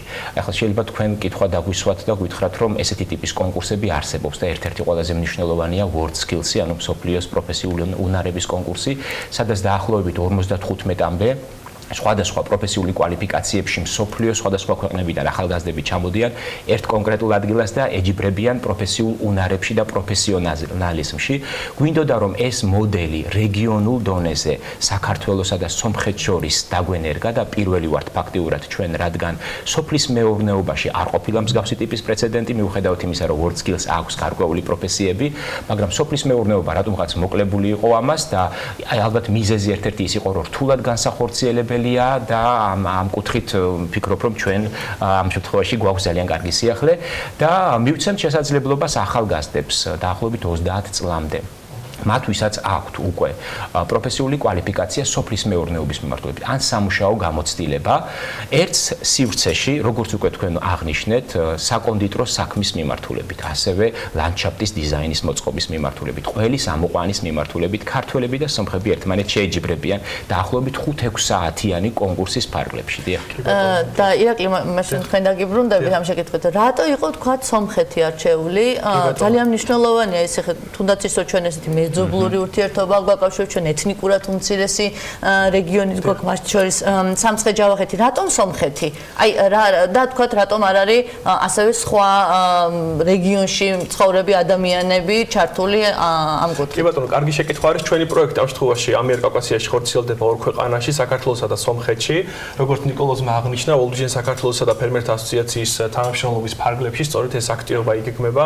სწორედ ამიტომ ჩვენ ვეპატიჟებით ჩვენს პარტნიორებს ამ შემთხვევაში World Vision სომხეთის ოფისს და იქაურომ სომხეთის ადგილობრივ ორგანიზაციას, რომელსაც ფერმერთა ასოციაციის მსგავსად უკვე სომხეთში აქვს საკმაოდ დიდი გამოცდილება პროფესიულ სასწავლებლთან თანამშრომლობის, სოფლის მეურნეობის მიმართულებით და ჩვენთვის ძალიან საინტერესო იქნება, როგორც ნიკოლოზმა აღნიშნა, რომ ვნახოთ უკვე საერთაშორისო სახე, რომელიც საქართველოს შექმნება, როგორ განხორციელდება. ჩვენ რა თქმა უნდა გვაქვს გეგმები შესაბამის დონორ და სახელმწიფო სტრუქტურებთან ერთად, რომ ეს გავაფართოვოთ. შემდგომ წლებში მოვიცავთ უკვე მთელი აღმოსავლეთ პარტნიორობის ქვეყნები და უკვე შემდეგ საერთაშორისო სახე მივცეთ სწორედ იმ პილოტს, რასაც ჩვენ 6 ნოემბერს საგურამოში განვახორციელებთ. და ბოლო შეკითხვა, ირაკლი, თქვენთან მექნება და მე ნიკოლოზ თქვენს თუ ერთი სიტყვით გააკეთებთ შეჯამებას. აი, როდესაც ვუყურებთ სომხეთს და როდესაც ვუყურებთ საქართველოს, არის თუ არა სხვაობა? იმიტომ რომ პრინციპში ერთ გზას გავდივართ, შემიძლია თქვა, რომ სოფლის მეურნეობა და გარკვეული პროფესიები უფრო განვითარებულია, არის თუ არა ეს თქვა დიდი განსხვავება? მოგახსენებთ, ჩვენ მიმდინარე წელიწადნახევრის განმავლობაში სწორედ ამდენი ხანია, რაც უკვე ჩვენი პროექტი დაიწყო, ჩვენ გავეცანით სომხურ გამოცდილებას, ასევე სომხეთიდან არაერთ ახალგაზრდულ ორგანიზაციას პროფესიულ სასწავლებლებს უმასპინძლეთ. ნიკოლოზ დამეთანხმება, რომ მათ აღნიშნეს ერთ-ერთი საკითხი, ეს არის ჩვენი პროფესიული სასწავლებლების ინკლუზიურობა.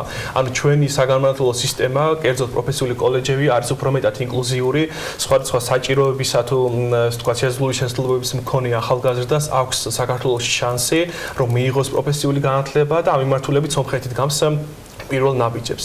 თუმცა იქ არის სხვა საკითხები, რა მიმართულებითაც ისინი უფრო წინ არიან ვიდრე ჩვენ. თუმცა ეს საკითხი მათ აღნიშნეს და სწორედ ამიტომ რამდენიმე სასწავლებლის დაიგეგმა, უკვე განხორციელდა და საომალოდ კვლავ გეგმავთ, რომ ამ მიმართულებით უფრო მეტად მივეხმაროთ ჩვენ სომეხ კოლეგებს. და ბოლოს ნიკოლოზ, თქვენ დაგისვათ ამ შეკითხვას, რას მოუწოდოთ ახალგაზრდებს? არის თუ არა მნიშვნელოვანი, რომ პროფესიულ განათლებაში ჩაერთონ, მიიღონ პროფესიული კვალიფიკაციები, იმიტომ რომ დღეს, როგორც თქვი, მოთხოვნა ბაზარზე არსებობს და მიწოდება პრაქტიკულად არ არსებობს. აი, თქვენ მე ვიცი, ხშირად დადიხართ რეგიონებში და მოუწოდებს სკოლის ასაკის მქონე ბავშვებს, რომ ჩაერთონ პროფესიულ სასწავლებელში. აი, ერთი სიტყვით რა ვთქვათ, რატომ არის ეს ესეთი მნიშვნელოვანი და რატომ უნდა ჩაერთოს? იმიტომ რომ ჩვენ გვახსოვს, რომ საბჭოთა პერიოდში ჩვენ და სამწუხაროდ იმ პერიოდში როცა ცხოვრობდით, სულ იყო ესე ვთქვათ დასჯა ადამიანის, ხო, რომ თუ გინ არის სწავლი, მაშინ ჩააბარე პროფესიულ სასწავლებელში და ეს მენტალური ამბები დღესაც პრინციპში აი მენტალური გარდატეხა უნდა მოვახდინოთ იმ მშობლებთან და იმ მოსახლეობასთან, ვინც კიდევ იმ საბჭოთა, ასე ვთქვათ, საბჭოთა კავშირის მსხვერპლია, რომ ეს არის სირცხველი. მე მინდა კითხო თქვენ, დამთავრებული გქონთ, რაც მე მგონი ყველა უმაღლესი, ყველა განვითარებულ ქვეყანაში. რამდენად მნიშვნელოვანია პროფესიული სწავლება და რატომ უნდა ჩააბარონ ბავშვები? ძალიან დიდი მადლობა შეკითხვისთვის, ძალიან რთული იქნება ალბათ ამაზე მოკლედ პასუხის გაცემა, მაგრამ მაინც შევეცდები. ანუ თუ კი საგანმანათლებლო შესაძლებლობა გვაძლევს დროის მოკლე პერიოდში გავხდეთ კონკრეტული დარგის სპეციალისტი და არა მარტო თეორიული ცოდნა გქონდეს, არამედ რეალურად ვიცოდეთ საქმე ჩვენი ხელით როგორ ვაკეთოთ, ზუსტად ეს არის ის შესაძლებლობა ვფიქრობ, იმიტომ რომ არის დამეთანხმებით ძალიან ხშირად შემთხვევები, როდესაც ვამთავრებ საბაკალავრო პროგრამას, ვიცით თეორია და როდესაც ვიწყებთ უკვე მუშაობას, არ ვიცით თუ როგორ ვაკეთოთ საქმე და ნებისმიერი ადამიანი დამეთანხმებით რომ ამ დილემის და გამოწვევის წინაშე დგება. და მაშინ როდესაც ჩვენ ვსაუბრობთ სამუშაოზე დაფუძნებული სწავლების დუალურ პროგრამაზე, რომელიც არის სიახლე ჩვენთვის და პილოტირების რეგიონში პილოტირების ფაზაში ინერგება საქართველოში, აქ ფაქტიურად სწავლის შედეგების დაახლოებით 70% ხორციელდება კერძო სექტორში სამუშაო გარემოში. ეს იმას ნიშნავს, რომ სწავლის პროცესში ადამიანი იგროვებს სამუშაო გამოცდილებას, ეძლევა ანაზღაურება, აქვს დაზღვევა, ტრანსპორტირებით უზრუნველყოფილია და სამუშაო გამოცდილების დაგროვება, მოგეხსენებათ, რომ როდესაც ცხადდება ვაკანსიები, კერძო სექტორის მხრიდან ერთ-ერთი მნიშვნელოვანი წინაპირობაა, რომ დაასაქმოს ადამიანი. ასე რომ, ვისაც ესეთი ტიპის მიდგომით სწავლება არ აქვს დასრულებული, დამეთანხმებით, რომ სამუშაო გამოცდილებაც მოკლებულია, ასე რომ ყველას მიუმართავდავთ ხო, რომ დაინტერესდეს პროფესიული განათლებით, იმიტომ რომ დღეს ვფიქრობ, რომ ეს არის მოკლე დროში გახდე პროფესიონალი. ეს თოთ ეს შესაძლებლობა. დიდი მადლობა. დიდი მადლობა. ანა, ბექა, მე მგონი დრო არის რომ თქვენს პროფესიულ სასწავლებელს მიმართოთ და გადახვიდეთ სხვა ეტაპზე, ამავდროულად შეგიძლიათ იყოთ წამყვანები და ჟურნალისტიკურ მიმართულებას ეწევა და ამავდროულად მაგალითად სოფლის მეურნეობაში გადამზადდეთ და იყოს დღის მეორე ნახევარში თქვენთვის სოფლის მეურნეობა საინტერესო. პროფესიული განათლების ნაწილია, მე მგონი და ეს თემა სტოპროცელია. მაგრამ უმაღლეს განათლების გარეშე შესაძლებელი არის ამ სფეროში მუშაობა და ძალიან საინტერესოა. ძალიან კარგი მაგალითი არის. თუმცა თუ თქვენი სახით გვეყოლება მასწავლებლები, რომლებიც ჩვენს ახალგაზრდებს ასწავლიან ზუსტად და მასწავლებლების და ინსტრუქტორების სტატუსით იქნებიან ჩვენთან ჩართული განათლების სისტემაში, ვფიქრობ, რომ ეს ერთი-ორად გააძლიერებს განათლების მიწოდების ხარისხს. და ყველაზე მთავარი რაც არის, რაც ნახსენები იყო, მთავარია გარდატეხა მოხდეს ამ მიმართულებით და გავიგოთ, რომ ეს არის დასჯის შესაძლებლობა და მათ შორის თუ კარგად დავითვლით სხვათა შორის, ბევრად მომგებიან შეიძლება აღმოჩნდეს დანახარჯის და შემდეგ მოგების განათლებას გულისხმობ მიღების საშუალებები. ხო, იმიტომ რომ ფაქტი რომ აჩვენებს რაღაც ძალიან მინიმალური არის სხვაობა და თუ ესეთ იშვიათ პროფესიებზე საუბარი, ამ შემთხვევაში შესაძლოა ანაზღაურება გადააჯარბოს კიდეც უმაღლესი სასწავლებლის განათლების მქონე ადამიანის ანაზღაურებაზე. ძალიან დიდი მადლობა ამ საინტერესო პროექტისთვის და საუბრისათვის. მადლობა ნინო სტუმრობისათვის. ნინო ზამბახიძე ფერმერთა ასოციაციის თავმჯდომარე, ნიკოლოზ მესხიშვილის განათლების ექსპერტი და ირაკლი გიორგელიძეს პროექტის კომპეტენციები დასაქმებისათვის კოორდინატორს მასმისლობდა. მათთან ერთად გემშვიდობებით დღევანდელი საქმიანი დილის ეთერიდან წინ საქმის კურსის ეთერები გელოდებათ. ბექა პაციკაძესთან ერთად მუდმივად განახლებადია BM-წერტილი G-ზე და რა თქმა უნდა ხვალ დილის როაზე შეხვდებით ერთმანეთს. ბედნიერ დღეს გისურვებთ.